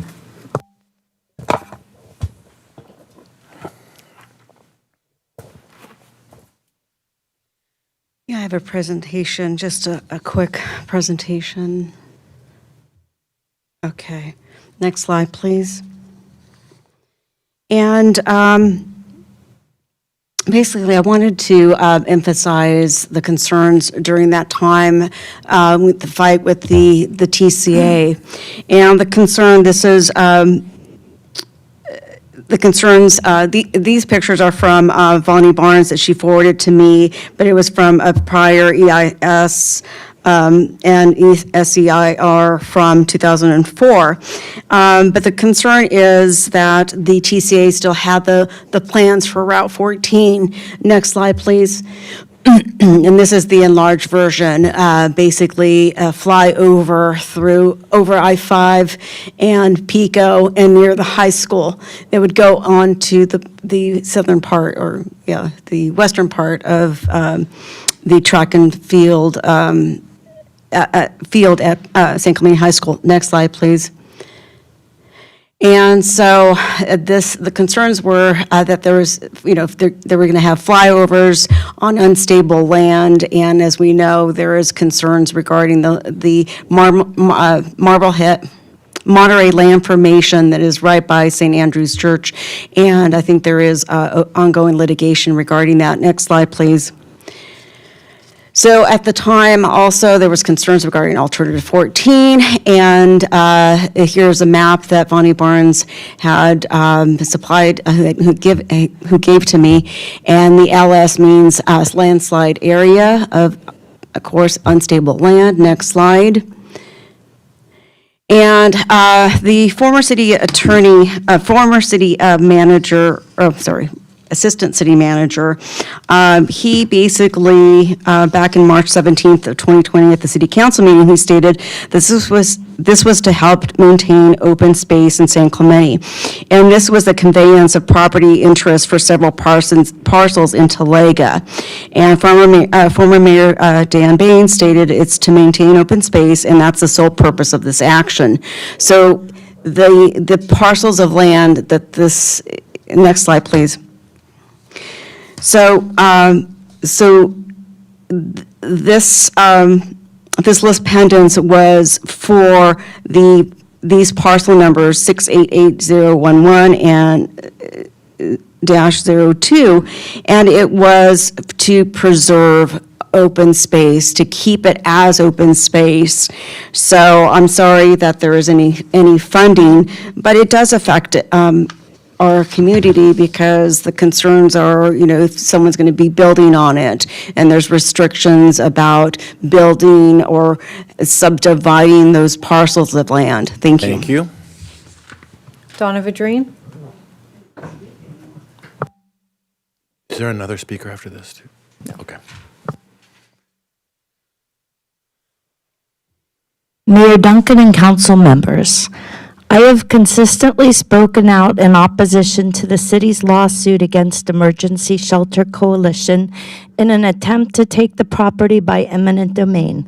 I am in support of staff recommendation for dismissal of the eminent domain action and to accomplish the purpose and intent of the resolution number 23-27 timely and expeditiously. Thank you. Mayor Duncan, we did just receive one more card Okay. from Shelley One more Moore. comment? Sure. In, I think it was 2008, the city got together and voted to keep this open space. It was a citywide vote. We all agreed on this. Bob Adams, who is the RSB Business Park owner, never even spoke to the other business and the owners of the land. He just sold the land. It was always in their charter. He was supposed to have a vote before this was done. They did not do that. He sold it. The city stepped up and said, hey, we'll buy it for the same price, if not a little bit more, because we don't want this to be built on. It's supposed to be open space. He refused because he has these grand plans of allowing the county to take it over and put the toll road through there, do all kinds of fun homeless shelter stuff, who knows, on unbuildable land that was voted by the whole entire city to be open space. This should not be going to a private person's hands. It's always been open space, and if we don't want it to be open space anymore, we should have to vote for it. Thank you. Thank you. Right? No additional speakers. Okay. Any motions or discussion? Just a quick question for our city manager. Do you know the history of this? Was it always open space, or the history of the selling of this parcel of land and the offering to the city? I know a little bit of the history, but I would be cautious about telling you that I don't know it in detail. I know that at one point, the city had looked at, it was either offered to the city for sale or the city looked at purchasing it. That didn't go through. And so they sold it to a different entity. At some point, there were, I think, multiple offers made. And at this point, I think that there were a couple of points made in the public comments that I think are important. This parcel has been designated as open space. We don't anticipate there will ever be any development on this property. The residents made that very clear. There are also a lot of geologic hazards and along with building hazards there that would make it very difficult to develop on that piece of property. I think that there were some really excellent points made in that respect. In terms of its current ownership, it's owned by a private entity that has no interest at the current time of selling that to the city. And that's the extent I know. I know a little bit more, but I don't want to go into the details because I don't know it well enough that I don't want to mislead anybody with my lack of knowledge of this project. I'll move that we adopt Resolution 23-59. I'll second that. Okay, the motion is Noblock, second is Cabral. Any discussion? No? Okay, all in favor? Aye. Any opposed? It's unanimous.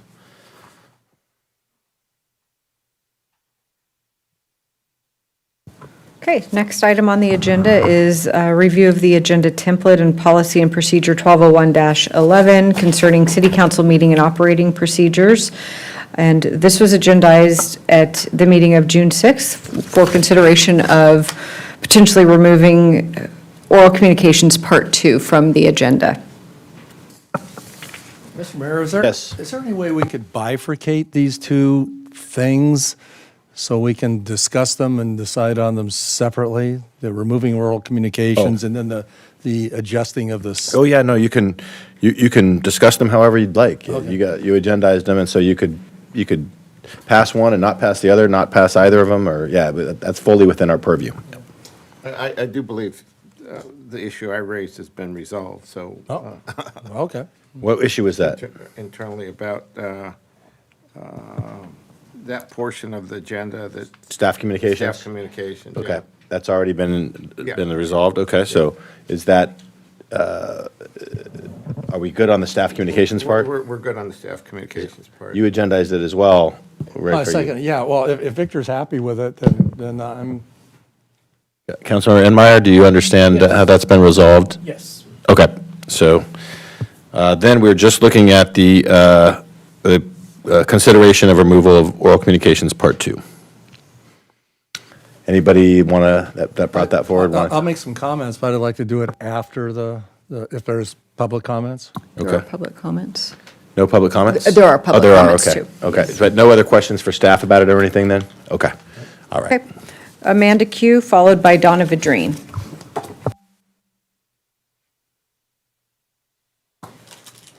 So I'm really concerned regarding even the potential removal or oral communications part 2.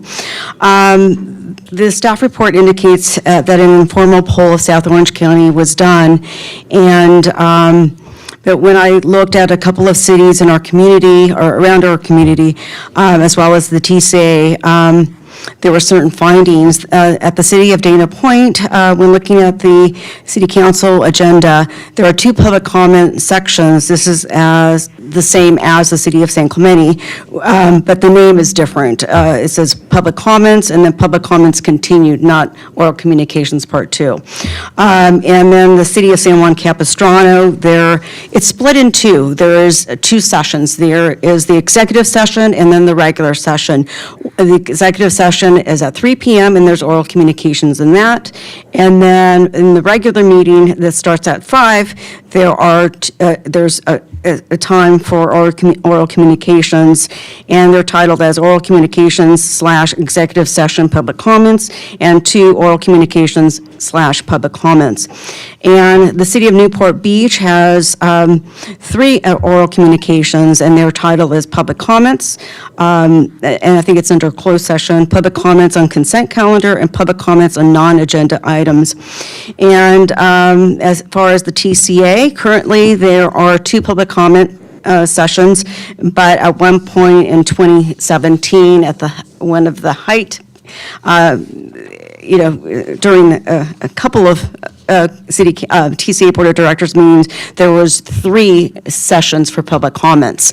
So here is a TCA that we've always said they're really not they're not transparent, but at least they had the ability or the understanding of the importance of public comments, but there were some exceptions to that.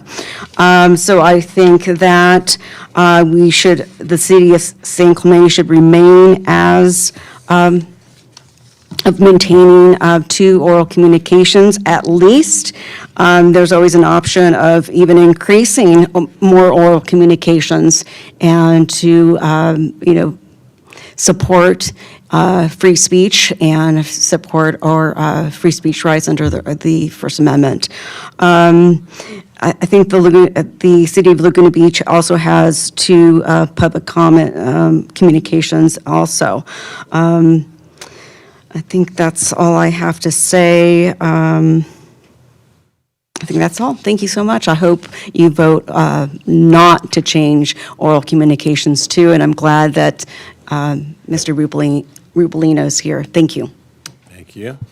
Donna Vadrine, followed by Tony Rubolino.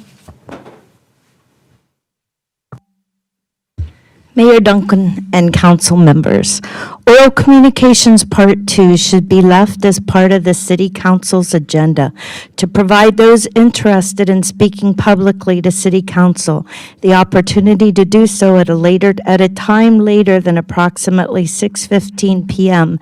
during oral communications part 1.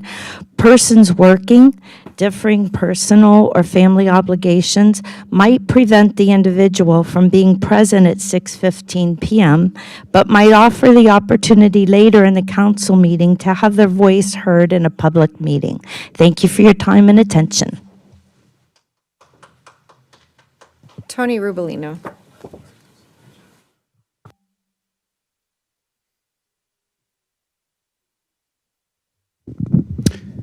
You all know that movie Groundhog Day. We all love that movie. And here we are talking about OralComm 2 again. This has come up over and over. And for a fellow who identifies himself as born and raised and kind of a member of the community, Mark, I don't know if you know too much of the history that's gone on behind OralComm 2, but I'd like to bring you all up to speed in case there's any lapse in judgment or critical thinking on the matter. So let's go back to OralComm 2, and there actually used to be a time where speakers could comment at OralComm 1 and 2. That was the routine. And then if you go back to that dreadful meeting when Scott Smith of BBK produced a handwritten note that was then read aloud by late Mayor Swartz, who then read and followed the directions, and everybody was removed from council chambers. Law enforcement barred the door, and everybody had to take an oath to abide by the rules of San Clemente City Council before re-entering the facility. And then that led to the whole discussion about OralComm 2, and in which case there was a free speech lawsuit that was headed by the absolutely fabulous Harmeet Dillon, and San Clemente had to adjust its policy. So here we are, yet again, talking about OralComm 2, and I don't know which idea is worse that Mark has presented, if it was the porta potties or if it was OralComm 2 being eliminated from the agendas moving forward. So they're kind of both in the same ballpark as far as I'm concerned. And just like Donna had said, and again, Donna and I had spoke on this topic as well as Amanda when it came up the last time, and we were both just kind of chuckling about how we are very divergent on a lot of topics, yet we agree on this one issue. And if you eliminate OralComm 2, you cut off the public ability to address anything who may not be able to be here at 6 or 7 p.m. So you're basically precluding the members of the community, Mark, from being able to address people like yourself, and then it's just you're setting this whole situation up for quashing free speech. So here's my recommendation is I think that you should go back to the original interpretation of having speakers be able to present at 1 and 2, and also I think that it's something that, I'm kind of losing my train of thought here. But anyways, you kind of get the gist of the deal. So I hopefully encourage you to go ahead and support free speech in San Clemente and not quashing it. Mark, thank you. No you. further comments. No further comments? Any, I can start it off. sure? Yeah, I did some research, and thank you, Ms. Quintanilla, for sending a lot of the research that you did. I appreciate it. I'd already started doing some of my own research, but you certainly helped me complete it. And I did look at a lot of other cities, and what's interesting, what I found, because I started looking actually at the minutes and some of the videos, and most of these other cities, they don't have that many speakers. You know, some of them are limited to 15 minutes at a session, and they don't even fill it up. And we do have a lot of speakers in the city, and this is one of the things that I really embrace about this city. And when I first got involved in city politics, is coming down in mass and speaking to issues and sometimes changing minds. And I think looking at our oral comm too, I think looking back over the last several months, we average about 6 or 7 minutes total in oral. Nobody's here. I mean, a couple of people are here, and they make a couple of comments, and so I don't know that what's the problem we're trying to solve. We want to hear as many people as we can on topics, and sometimes things come up at our meetings after an agenda item's gone by, and a citizen wants to speak to it, not wait another 2 weeks or whatever. So I just don't think this is a problem, and I'm going to be supporting not removing oral comm too. I'd like to speak to it. I did second the motion, probably because I favor free speech, and I'd like to hear staff reports about why, Mark wanted to do this. I think it's fair that we get a report and learn all we can learn. Sometimes it's from the public, sometimes it's from the staff. So if one of my colleagues, asks for a second on a motion to do further research, I think it's fair. I don't want to shut anybody off here. I can say, after reading the report, I don't find anything that would change my mind about having the second communications. I think it's necessary. And I will be supporting having that second communications. My only comment is that I'm in favor of free speech and not thwarting it, so at the appropriate time, I would like to make a motion to table this matter. Can I speak to this? We're going to let you speak. So tabling it, meaning bring it up at a later. No, not tabling it, meaning Meaning, okay, just No action. take no action. No Okay, go action. ahead. Yeah, I just want to make this really clear. I'm 100% in favor of free speech, and the reason why I want to do this is so that everyone has the opportunity to hear on the policies that we are going to vote on. I just don't understand the need for people to speak on policies that have already been voted on. So I'd love to hear their points. I'd love to hear everything that they're saying. I want to hear it all. And if we need to, people don't have time to get here and we need another oral communication at 8 o'clock, so that they have time to come and speak, I just don't see the reason for people to speak on issues that have already been voted on. City Attorney, the current model we have, are people permitted to speak at the second oral communications on items that actually are on the agenda, and even if they may have passed? So under the Brown Act, if someone would like to speak on an agenda item, it's most proper for them to do it during the agenda item. And the reason for that is what Councilmember Ennemeyer said. Okay, so they're supposed to speak on that item, and oral communications is for things that are not on the agenda, I guess. Okay. That's correct. Under the Brown Act, okay. Yes. One other thing, I'm trying to figure out the tabling motion. Is that sort of the same? He revised it to be take no action. Leave the Like policy. Receive and file? receive and file, basically, Receive and file. with no action at all. Okay, Okay, I would second that. Okay, so the motion is Noblock. Second is Cabral. I just say on discussion of it, I'm going to support the motion. If we changed it, I wouldn't have the pleasure of hearing Mr. Rubelino's pontifications about me late into the night. So I'll support it. Call for the question. Okay. All in favor? Aye. Any opposed? Nay. Okay, one no. It's 4-4, and Meyer is the no. The motion passes.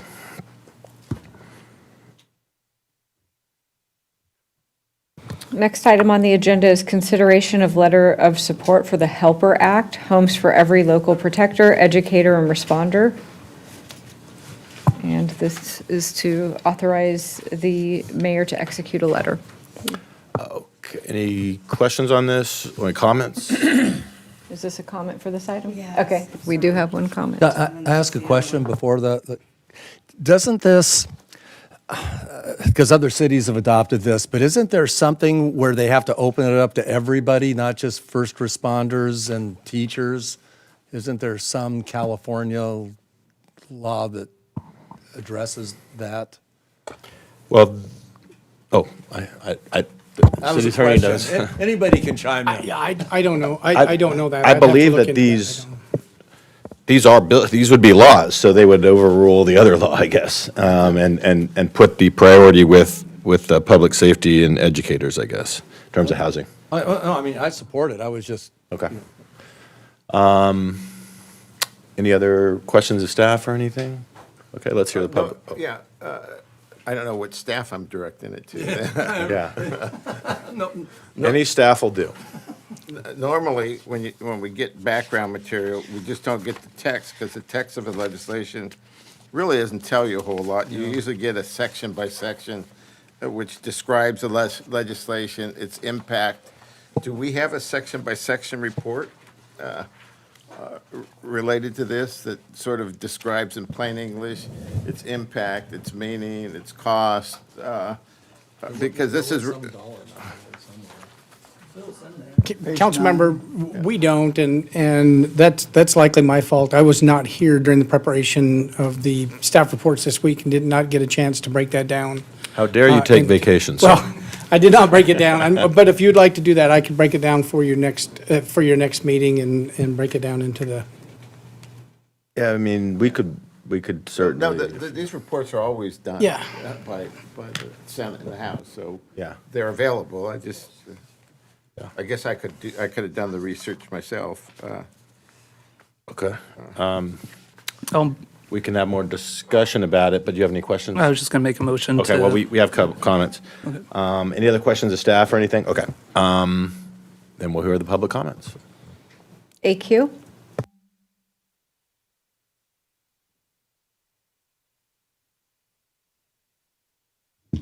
As a retired registered nurse, I needed to speak on this matter. There is a concern, though, regarding these bills, because it really doesn't define what a first responder, because in certain states or certain areas, first responders don't include registered nurses or other health care professionals. And this bill is basically only limits for first responders that work for the state, federal, or on tribal lands.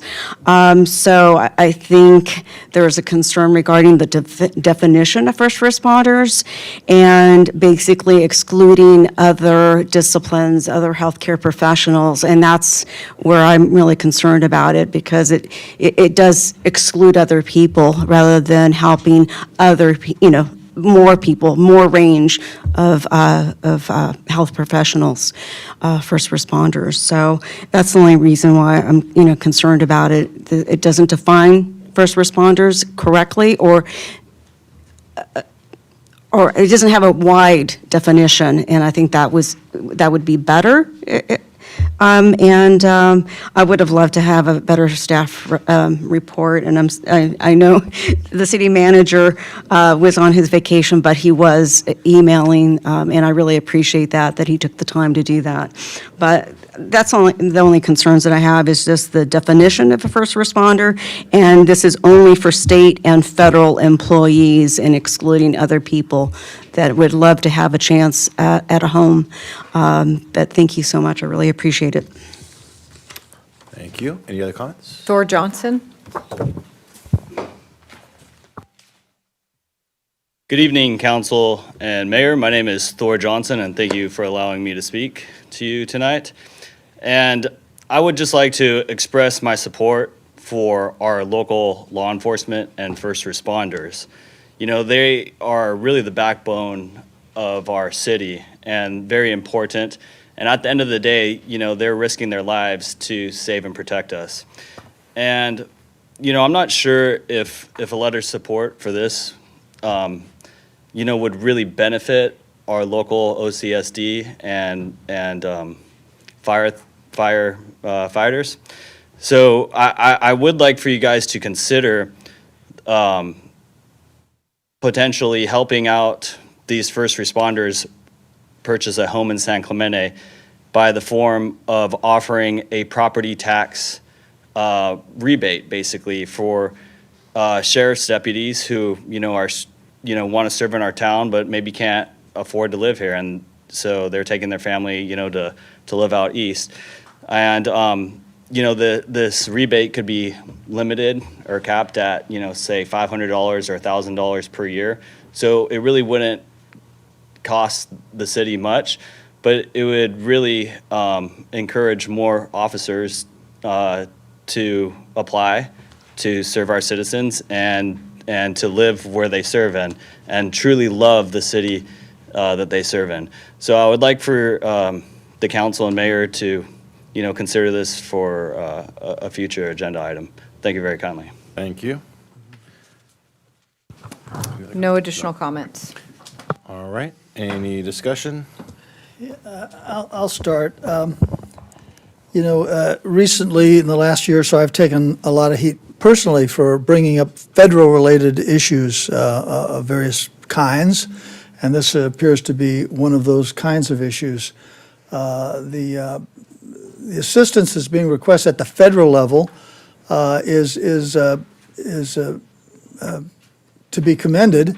The VA-style home loans have been a real benefit for our soldiers.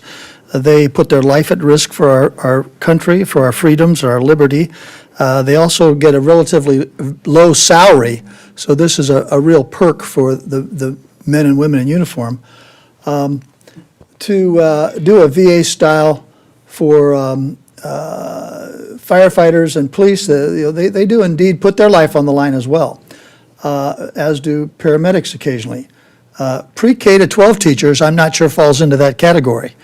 No offense to our educators, but I think it's problematic for me that we've taken a category of our citizens whose lives are not on the line, who don't sacrifice their life, liberty, and health and limbs every day to do their job for us. And so I'm just concerned about the expansiveness of this federal bill. Those are my thoughts. Okay.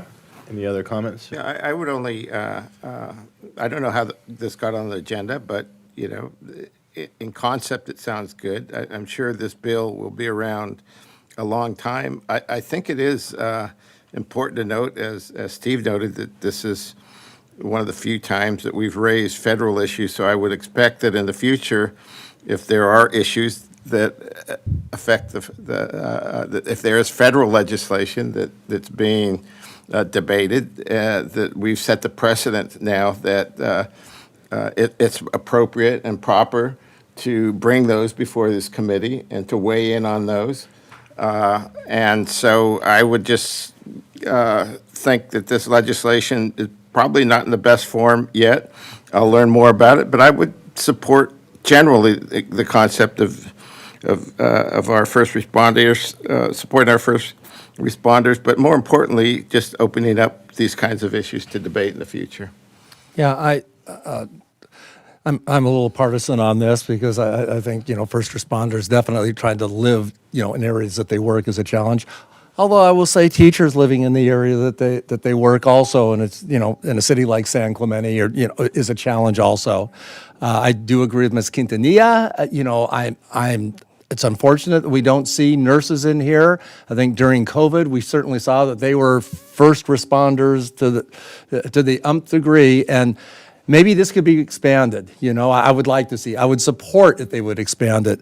As far as the federal issue, the one thing that I think this is different is it certainly does have an effect on our city, or it could possibly have an effect on our specific city.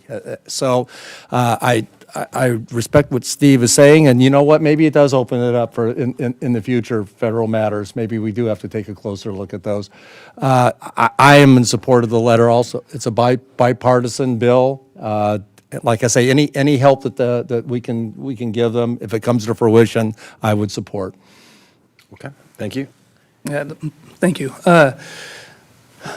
I agree. I would love to see this expanded to include nurses as well, as it is, and maybe we put that in there with the letter saying we are in support of this, and we would like to see this expanded to nurses. I don't know if that's a possibility or not, but something to consider. In terms of some of the other points, our local protectors, responders, I would say that educators are starting to put their lives on the line. They are getting shot. I had to take a training a few months ago, where I had to basically learn how to defend myself, not just myself, but all of my students in case they're an active shooter on our campus, and how to do that to physically, like basically training how to injure someone and incapacitate them at risk that I might die in order to protect my students. And students, teachers across the nation are doing that as well. And so not only are educators teaching our students how to grow up in a democracy, in a democratic institution, and what that means, and how to be good citizens, we are not getting paid a lot to do it. And it is increasingly difficult. A lot of my colleagues cannot afford to live in this town that they teach in. So I'm very much in support of this. Yeah, I think the same issue applies to shop owners, gardeners. There are a lot of people whose their life is threatened every day who can't afford to live in this town. This bill, I think, is political. You can call it bipartisan, but it's definitely very political, by not just those that are truly our life protectors and our life givers, voluntarily offering to sacrifice their life for the protection of our community. But to expand it to teachers, I think is a political windfall that I have trouble supporting. I think the concept is beneficial for those that truly put their life on the line, and I have difficulty supporting it.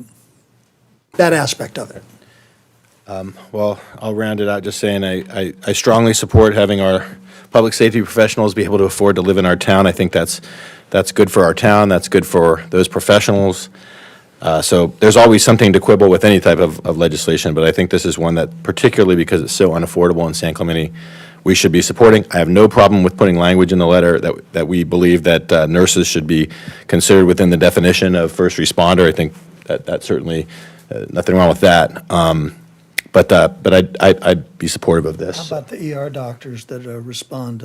We can add that in too if you'd like, No, but. I wouldn't. That's what I'm just saying. I'm saying there's a lot of categories of professions. Well, like I said, we could This quibble is a- with, this is a- with legislation forever and have it be, it'll never be perfect according to every one of us, what every one of us wants. Don't let the good get in the way of the perfect. There you go. Perfect be the enemy of the good. I think that's That's it. All right, any other discussion? Yeah, the last thing I'll say, and Steve makes some points. Certainly, he is speaking for a segment of our residents.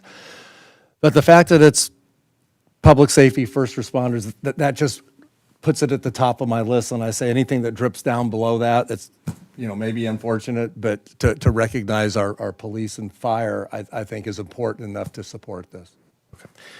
All right, anyone want to make a motion? I'll move to accept the staff recommendation to approve and authorize the mayor to execute the letter in support of the Helper Act and direct staff to send the letter with the modification to include nurses. Okay. Is there a second? I will second it then. All in favor? Aye. Any opposed? I will abstain. Abstention? Were you an aye? I'm an aye. Okay, so we have 4 council members supporting with no block abstaining. So the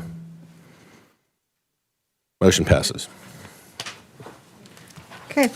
Next item on the agenda is Green Line Trolley Update in consideration of Resolution 23-60, authorizing the city manager to execute a supplemental contract between Laz Parking California LLC and the City of San Clemente for trolley services on the Green Line and finding the project categorically exempt from the California Environmental Quality Act, CEQA, under Class 1 existing facilities, 14 CCR Section 15301 of the state CEQA guidelines. Good evening, Mayor and Council. We just have a very brief presentation since you are familiar with this item. In front of you are a few options regarding the potential of bringing back the Green Line trolley. As a quick summary, that trolley segment was funded entirely by the city on a pilot route between March and May. And at the end of May, Memorial Day weekend, those trolleys returned to their normal service between the San Clemente outlets and Dana Point on the Blue Line. In order to bring that service back, we would need to bring in a couple of white shuttles, as well as additional contract provisions for the additional hours of operation of those vehicles. Staff has been in contact with OCTA, and OCTA would not be able to reimburse the city for operations on those routes. So if there is an interest by the city council in continuing the service, it would be fully funded by the city out of the general fund. A number of alternatives are presented in front of you, ranging from about $90,000 for weekend service only to just over $200,000 for daily service that reflects the existing schedules of the red and the blue line. Of course, the third alternative would be to wait and look at expanding service after the city has an opportunity to apply for additional grant funds at the end of the year. And finally, as always, there's the option to continue the item with direction to pursue any other information or direction that you'd like to provide. Thank you. Any questions for staff? Yeah. Start here, Councilmember Leffler. Where did you get that jacket? That's pretty nice looking there. That's the first, but the second. Looks just like your jacket. I got it at the Jonathan Lightfoot collection at Nordstrom's, if anybody's interested. Yeah, isn't there some possibility that we can get some grant money down the line for this? Yes, so we actually already submitted a letter to OCTA. They expect to have a new opportunity, a new funding opportunity later this year that we will be applying for. And within that application, we're going to take a holistic look at our program. Does it make sense to modify the hours, the stops?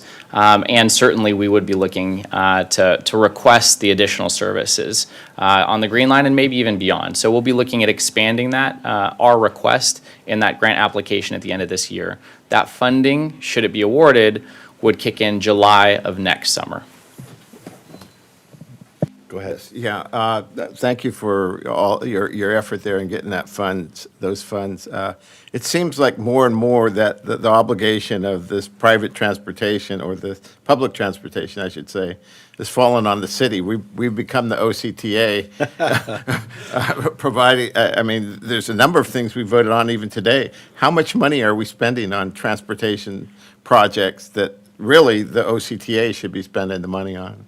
So the benefit of the Project V grant is that the city's obligation is 10%. So when we are operating within the grant agreement, we're funding 10% and OCTA is funding 90%. When we're looking at options that go outside of the scope of that grant agreement, then we're looking at full funding on our own. And how many projects do we have right now that are fully funded by the city?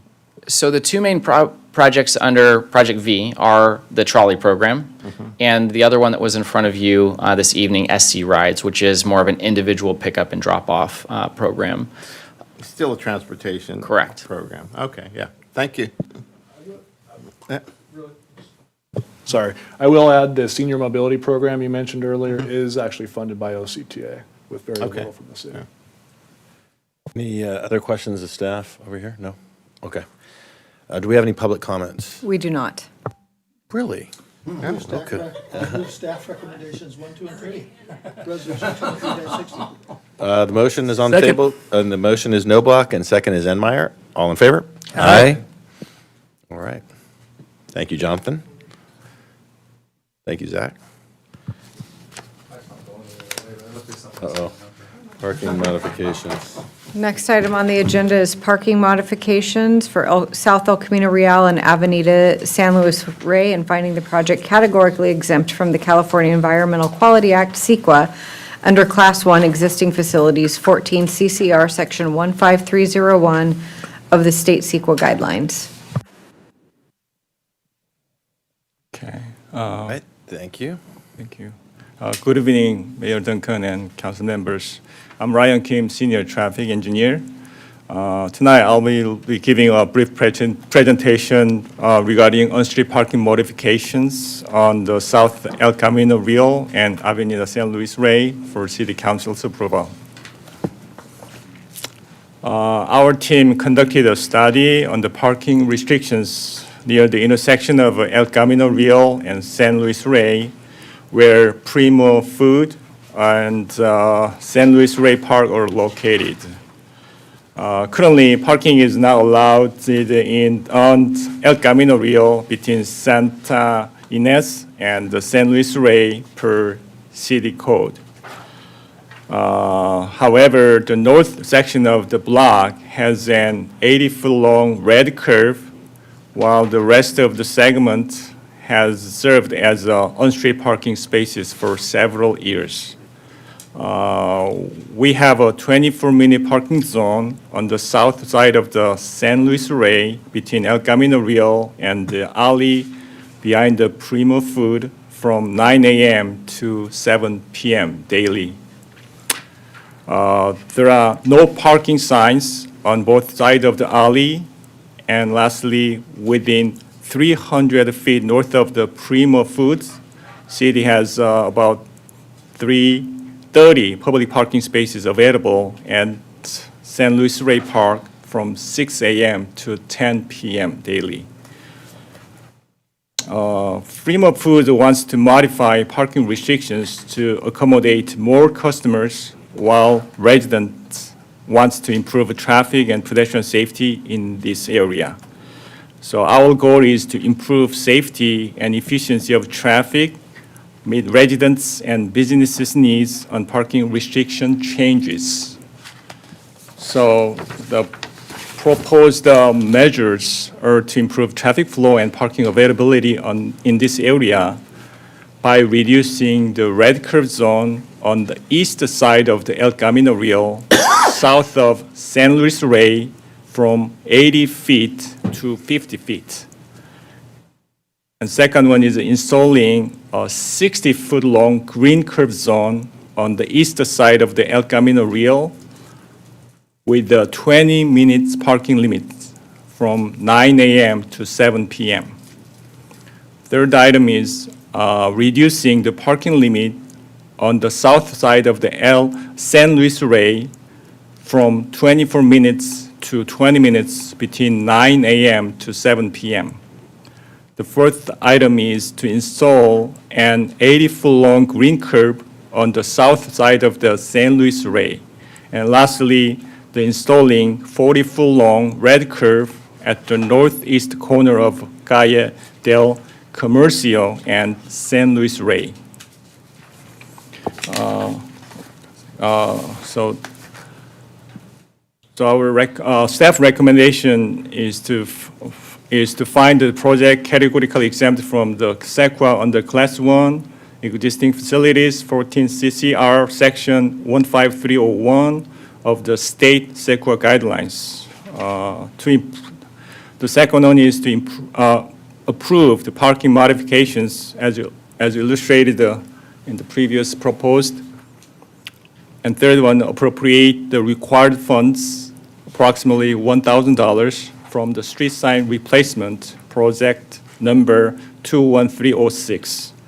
And lastly, request police services to consider increasing parking enforcement near the intersection of South El Camino Real and Avenida San Luis Rey. And this, the one, okay. Okay, work orders. Prior to this meeting, we already requested work orders to repaint the faded red curve on the San Luis Rey and to replace two public parking signs to inform the available parking spaces at St. Louis Ray Park. And lastly, to install no parking in alley sign on the current signpost to prevent any blockage of the alley behind the Primo Foods. The sign is to be facing the south, so the northbound drivers can see it clearly. Okay, I'm more than happy to read the questions. Yeah. Yes. So attachment 3 is in addition to attachment 2? I see the no parking in alley sign is on the attachment 3, but which is kind of a completely different parking plan. So- Yes, attachment 3 is the already ordered, work-ordered parts. So technically, we don't need council approval for just adding the signs. Right. And the way I would like to kind of refer to the park signs is, we have a sign wayfinding program anyway, and a lot of our parks already have similar signs. And once we started looking at how to potentially help parking in the area, we realized there wasn't a wayfinding sign for this park. So So people this may is a not good know add that's anyway, there. I thought, so. Okay. Yes, I have a Councilmember couple Cabral. questions. I'm just trying to figure out how changing the parking, I guess it's adjacent to Primo's Foods on Avenida San Luis Rey, from 24 minutes to 20 minutes Yes. helps. Higher turnover. Really for higher turnover, in terms of more people getting in and out. I mean, do we think people are staying there like 24 minutes and with 20 minutes they'll be leaving? The other, I think maybe they've increased the amount of temporary parking. Under 24 minutes, there's a lot less. With 20 minutes, there's more, so they think they can get a better turnover because there's actually more parking space. And There Primo is- Foods has a real, not a customer problem, because they love their customers, but they got lots of them, and they're trying to move people in and out quicker. No, but I understand all that. I'm just saying, it is the 24 minutes what's becoming 20 minutes?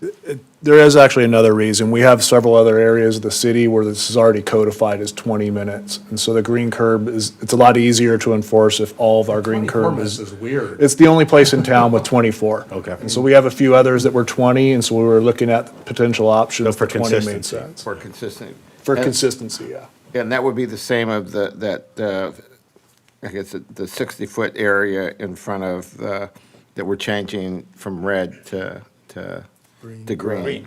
Okay, 20 minutes. Okay, the second question is, what else is next, what other businesses are there next to Primo Foods that, I mean, because it seems like we're accommodating the people that want to go into that store. It's got great food and people want to spend 10, 15 minutes in and out, but are there other businesses that want people to stay longer, or? There are no other businesses on this block, or the block north of it. Good. All right, any other questions of staff?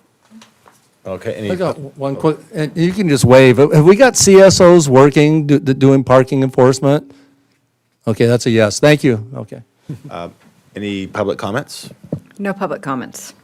I move we adopt Resolution 23-61 and the staff recommendations 1, 2, 3, and 4. Second. Also, a quick discussion, I think, First motion is Noblock, second is Cabral. I think it'd be, a few months ago, we voted no on Primo Foods having a alcohol beverage license because of the parking situation. And the parking situation's being addressed here, just putting it out there. Okay. And our understanding is Primo Foods will be coming back with that item. It was a choice of trying to squeeze it in with this one, or just let this happen first, and then have that, they'll probably be at the next available council meeting. Maybe we should wait, see how it works out for a month or two. Getting the signs and getting it put in may take some time, though, and so we do have some order backup on some of the enforcement of it, so I don't know if we'll see a full reaction period of it yet, though. I mean, that'd be my recommendation. Okay, we'll see what they do. I'd just like to commend Planning Commission, really thorough analysis of this. Was able to watch that. So good job, Planning Commission, including Rick's wife. Not Karen's husband, it was a Rick's wife? Yeah, I know. I know. I'm gonna have some answering to do to Karen here. Rick's finally wearing the pants, I guess, so. Okay, all in favor? Aye. It is unanimous. Thank you. Next item on the agenda is 10J, ratification of an emergency contract and First Amendment thereto. Thanks for waiting around, Kyle. Temporary emergency slope stabilization repairs at Casa Romantica.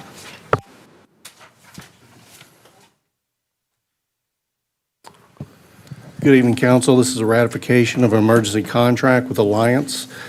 I have a really quick presentation for you. As you're all aware, we had the landslide that really started to move on April 27th. We found a contractor, asked them to start mobilizing on May 12th to start some temporary repairs on the slope. The original timeline and cost to do this work, we thought was around $200,000 and about 10 working days. We had a lot of trouble out on the site, and the contractor actually was out there for 18 working days. They initially started, the initial work was completed on June 2nd. We had movement on June 3rd. We had to have them go back out, remobilize on the weekend of June 3rd and 4th. And then June 5th, after they had finished, the slope started moving again.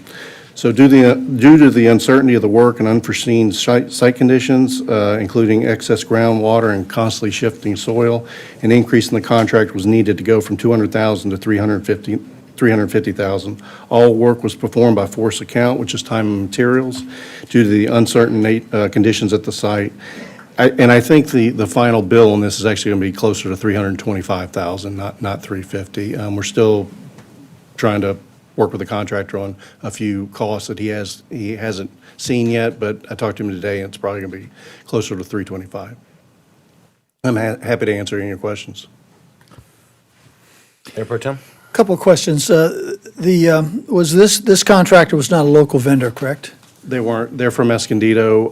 I don't believe there are any local contractors that can do this type of specialty work. Okay, I might disagree with you on that, but I just want to make sure that in our contract reviews, even on emergency contracts, we make a thorough review to make sure there aren't any local contractors that should be receiving a preference. So with staff's assurance that that'll happen on emergency issues, that was just a concern I wanted to ask. Secondly, on this contract, Kyle, this is a catch-up contract because the work has been done. On the contract, there's no schedule of actual work that needs to be done. This is time and materials. Have you reviewed the time and materials? I presume they have an invoice that lists the time and materials needed, and you've reviewed those to make sure that you're comfortable with I've the reviewed expenditures? partial. I still need more information.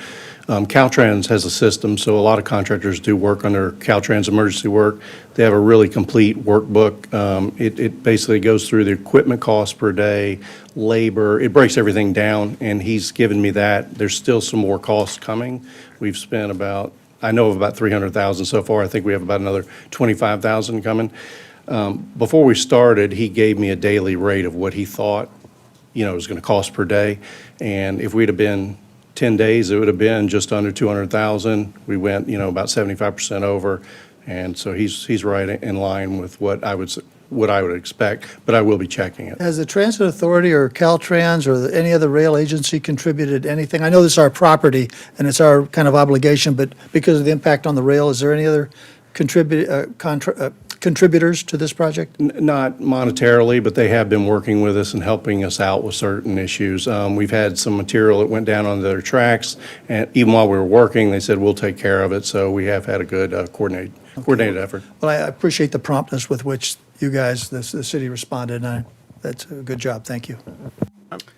Go ahead, Councilman. I'm trying to figure out what happened, because the work was done, we thought it was completed, and we thought they did it in good complete with the standards, that any company would do, and then it fell, which it doesn't make sense to me. So help me understand what happened. So, when I say the work was complete, this first phase of it was strictly temporary. It was to move soil around, reshape, regrade the slope, to protect the slope, try and protect the slope under CASA. and take enough material off the slope to keep it from hitting the condominium building and the railroad tracks. We knew this was always temporary, and that we'd have to come back in the future with a more permanent fix. Yes. It's just a difficult site to work on. I think the contractor is first class. There was a couple engineers that actually live in the building next door that watched the whole process. They've commented to me of, you've got a good contractor there. They know what they're doing. I think it's just unfortunate because of the amount of groundwater that we still have at the site. And it's just a really slick clay with sand sitting on top of it.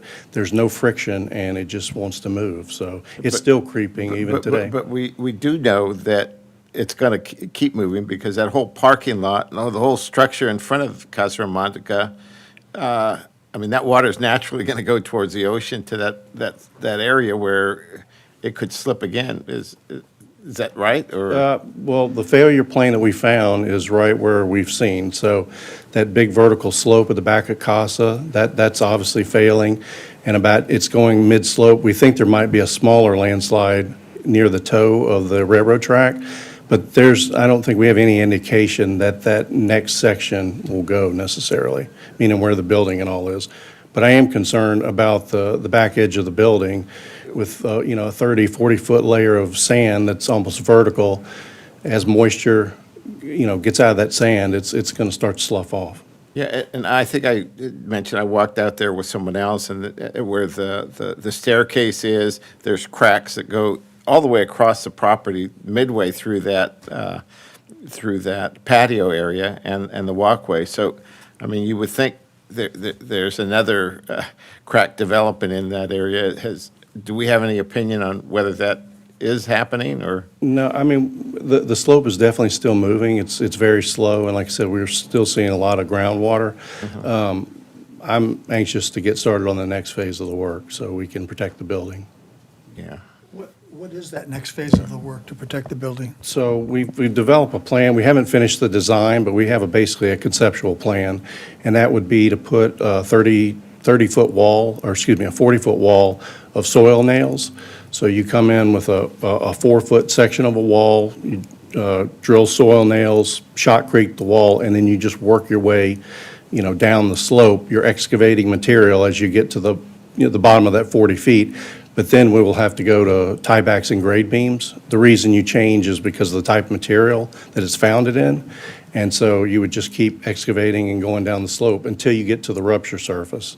Then you come back with a geogrid, which is a fabric, and place fill material and rebuild the slope in front of this And the wall. what do you call it, the motion detectors, I forget the phrase. Inclinometers. Inclinometers, that are farther back on the building, they show no movement under the structure, CASA structure. That's correct. It's good news. That's good, yeah. Go ahead. Yeah, do we have a timetable for when this is going to be presented? And do we have any funding sources that we're looking at?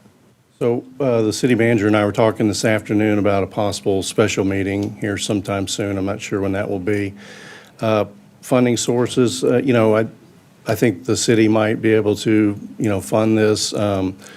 I'm still hopeful that FEMA might give us some money. We're actually talking again with the JPIA tomorrow morning to see if there's some funding there, so.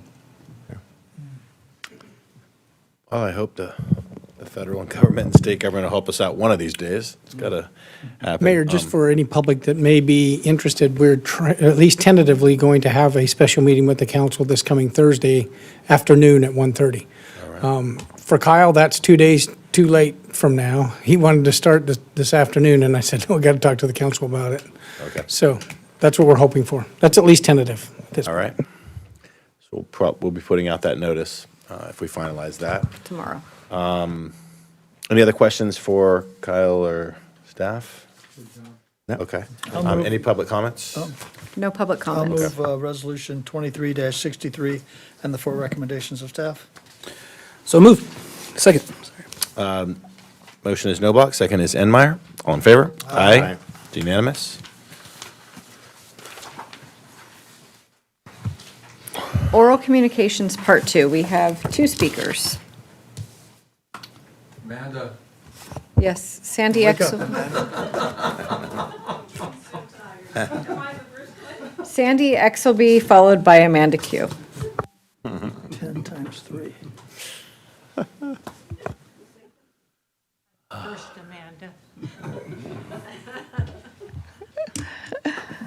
Good evening, Mayor Duncan and council members, and especially the city manager, because he's the one that I thought I was going to speak during the first oral communication, or actually, I filled out my card for the North Beach issue, but then I realized that wasn't on the agenda, the thing that I wanted to talk about, which is much more positive, I hope.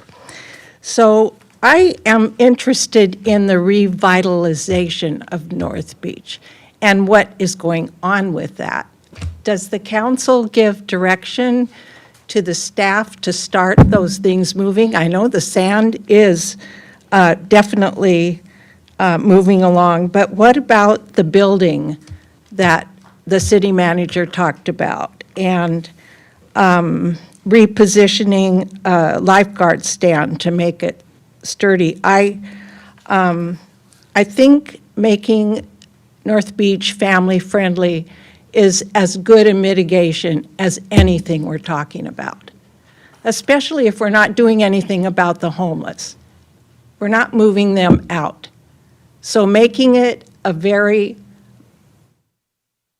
revitalizing it and making it a family-friendly place will make it like Del Mar or the pier. The homeless will be around because we're not doing anything about that.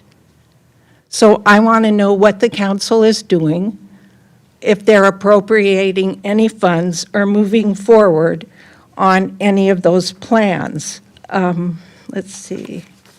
The other thing, I have a couple of other questions. So we're not going to close the beach trail, right? You can't. We don't answer questions during oral communications. Yeah, you can comment. I read that briefly. So that's okay if you can't answer me. I'll just assume, because I read that OCTA has some authority about the beach trail too. So some of those worries or concerns happen on the beach trail. And so I don't know whether you're going to be able to position these two, as, you know, the extra security or the deputies going up and down the beach trail. I'm not real sure that you'll be able to do that. I also wanted to ask, I think a lot of residents don't understand about fire on the beach. I included. The last time we went down to cook at the beach, we took one of those little Smoky Joes, and then we cleaned up after ourselves, but Thank you. It's Yes. over. Sorry. Thank you for your comments. If you couldn't get in touch with the city manager, he can address a lot of those issues, you. Sandy. Yes. I think that's the most efficient way to do it. Thank you. Amanda Q. Wake up. I was taking a little break, sorry. One of the things on speaking about oral communications part 2, at the coffee chat last Friday, someone mentioned that once an agenda item has already been spoken about and voted on by the council members, they could bring it, they could talk about that in oral communications part 2, but the city attorney said it's better to talk about the agenda items, but I'm just talking about after that agenda item has already been discussed, and someone at home decides, oh, gosh, I wanted to mention something about that, or add their circumstances or their opinion about it. Like at the last city council meeting, it was Aaron Washington who submitted a public comment, and he wanted to address council, or he wanted to talk about the curfew for his minor child, that they had to, he had to go to him to pick him up because the curfew, they can't drive. So that's why I wanted to speak, is because once an agenda item's already been discussed, voted on, and approved or whatever, it's already over. So I think it could be brought back up by a member of the public in oral communications part 2. I could probably, so that's where I was concerned about, because I wanted to address that. Once it's already been talked about, can we bring it up? Because I wouldn't want any, I guess, content-based discrimination on what a person can or cannot talk about in oral communications part 2. Thank you. Thank you. Any other comments? No additional Okay. comments. All right. Future agenda items. Any future agenda items? Yeah, I'd like to ask for one item to be agendized. Some time ago, probably 3 or 4 months ago, we asked that the council instructed an ordinance dealing with the concern that one of our citizens, George Gregory, had about the trucks and the ladders that would be on the trucks, to agendize that. And it hasn't been agendized. I'd like to have that agendized at the next meeting. I think the modification is a simple fix. A few words in the ordinance would probably address the issue. So I don't know that we I'll need a second. major staff report. We need a but, staff report? Well, I think we need a staff report so that we have the agenda in front of us, but I'll give you yeah. a third then. This is on the parking thing again? This is the prohibition that we have against ladders and things. We asked it to be agendized. I don't think it, Okay, so you're just saying, you want it to be at the next meeting? Is that? It's actually agendized for the next meeting. oh, it is on the next. All right, well, there we go. Okay. Oh, excellent. There you go. Excellent. Excuse me. All right. Getting things done. Thank you, sir. Nice job, Mayor Pro Tem. That's action. I want to agendize something. Yes. I had a Councilmember meeting, Cabral. I had a meeting last week with a group that does pilot projects to increase consumer access to recycling. So essentially, the bottles, cans, the 5 cents that a lot of us, it Get gets to CR&R. thrown in our trash can, and maybe it gets recycled. I doubt that very many people in San Clemente actually go and stand behind the one store that we have and wait an hour to turn in their 20 cans. This company does it with an app. They come and pick up at your home, and they credit you by Venmo the money that you would collect for those cans and bottles. Alternatively, they can set up programs where you could donate that money to a charity. So I'd like them to come and give that presentation, see what it would take. It would take a letter from us to allow it to happen in this city. They've done it in a couple of other cities, and it's working very well. So Yeah, I think currently it just goes to the CR&R, whoever collects the trash, they keep get the money. They get the money for it. Okay, any support for that? I'll Yes. support that. Yeah. Okay. All right, we've got more than 3 there. Any other? Yeah, one thing, back the first week of April, the one I wasn't at, there was an agenda item looking at grant money for housing and other things, and it was stated there that the money would go toward the Boys and Girls Club if they got their application correct for that. I don't know whatever happened with that application, if it went through or not. I don't know, I'll check. I don't know the answer to that. Okay. But I'll find out. Do we need a staff report on that, or is that something? I think a informational memo to you guys as soon as I find out. But I'll find that out and get that to you. Okay, great. Got one thing, Mr. City Manager, I just want to verify something. Our police and fire are under public safety, and isn't our marine safety under Parks and Recs? Isn't that how isn't that block separated? That's correct. That's how that is set up right now.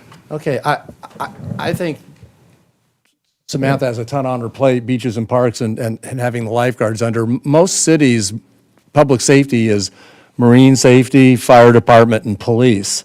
And I'd like to, if I can get a second and a staff report, see if we can make that happen, to put that under one entity. Yeah, I'll support that. All right, It's a me good too. concept. If there's no one else, I have one. We directed the Beaches, Park, and Rec Commission to consider renaming Vista Hermosa Sports Park after the fallen firefighter John Flagler, or other options. I went to that meeting. It was packed with sheriff's deputies all the way down here, packed with firefighters, packed with residents. And it was one of the most disappointing meetings I think I've witnessed that was been conducted by the city of San Clemente. Because we directed the Beach and Park Commission to take some action, and instead the commission failed us, frankly, and didn't take any action. It was very disappointing for all those public safety professionals that were there. It was very disappointing for those residents. It was very disappointing for the family. In fact, it was traumatic for the family because it was covered on the news that the city of San Clemente had voted against doing this. That's not what the direction was. It was to come back with some kind of way to recognize first responders, including the firefighter, John Flagler. So I've talked to the family, obviously very disappointed. What I would propose, because this was always going to potentially come back to us, it was just going to be a recommendation. Instead, the commission did nothing,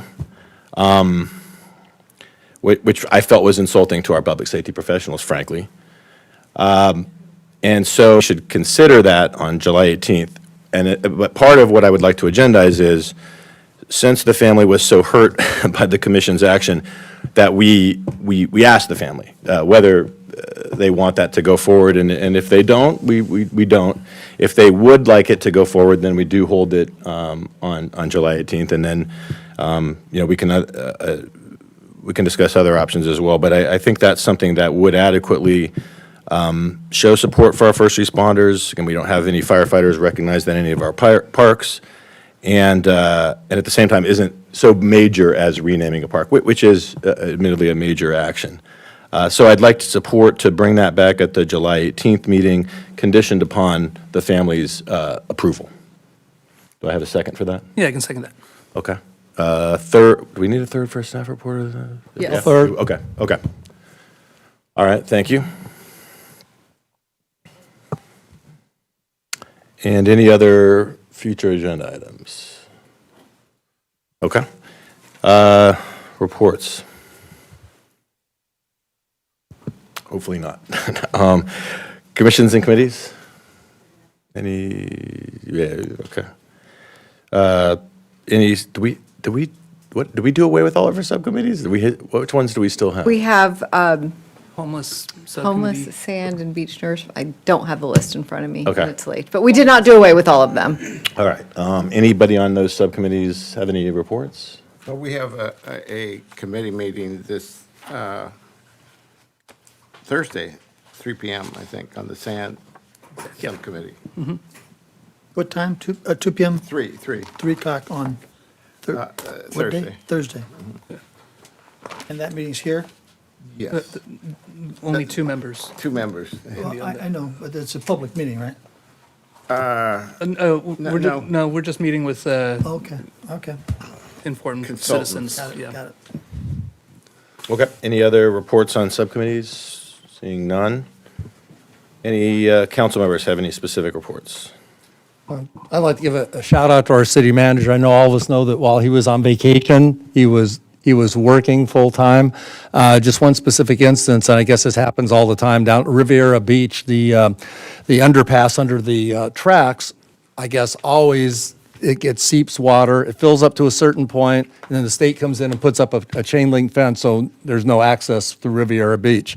And people are climbing over, and kids are climbing over, so residents called and said, hey, this happens every year. State says it's their property. The city gets in some kind of agreement, and eventually we take a tractor down there and fill the sand in.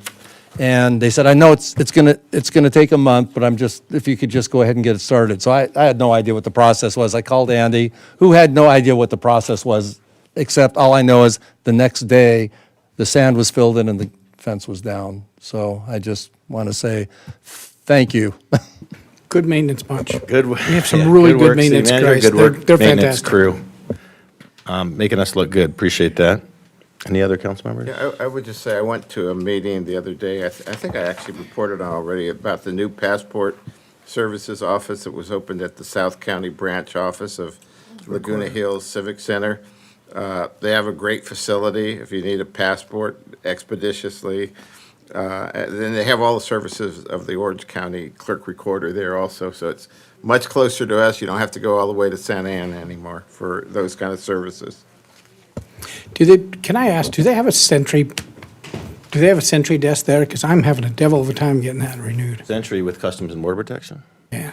No, but I can help you with that. I gotta go all the way to. I think I worked there for I gotta 16 go years. all the I way think to I know where- Otay. I think I know where you can go. Okay. Yeah, I don't have the staff. Wish I did. All right, I'll just say, we had a couple successful pickleball tournaments over at Lifetime in the last few weeks that really, really shined a positive spotlight on San Clemente.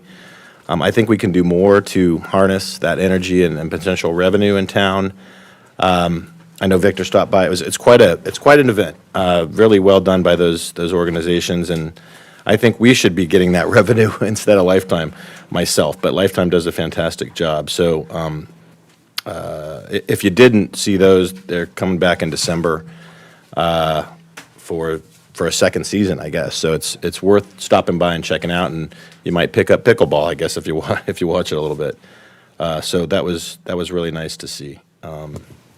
Any other council members? Yeah, just a quick report on the Vector Control District, just to say that the summer season's kicking off, the mosquito season's kicking off. In South County, we're actually in good shape. We don't have any West Nile virus cases from the mosquitoes, but the district is moving ahead with a mosquito radiation project where they're radiating the male mosquitoes that will mate with the female mosquitoes that do the biting and prevent them from breeding.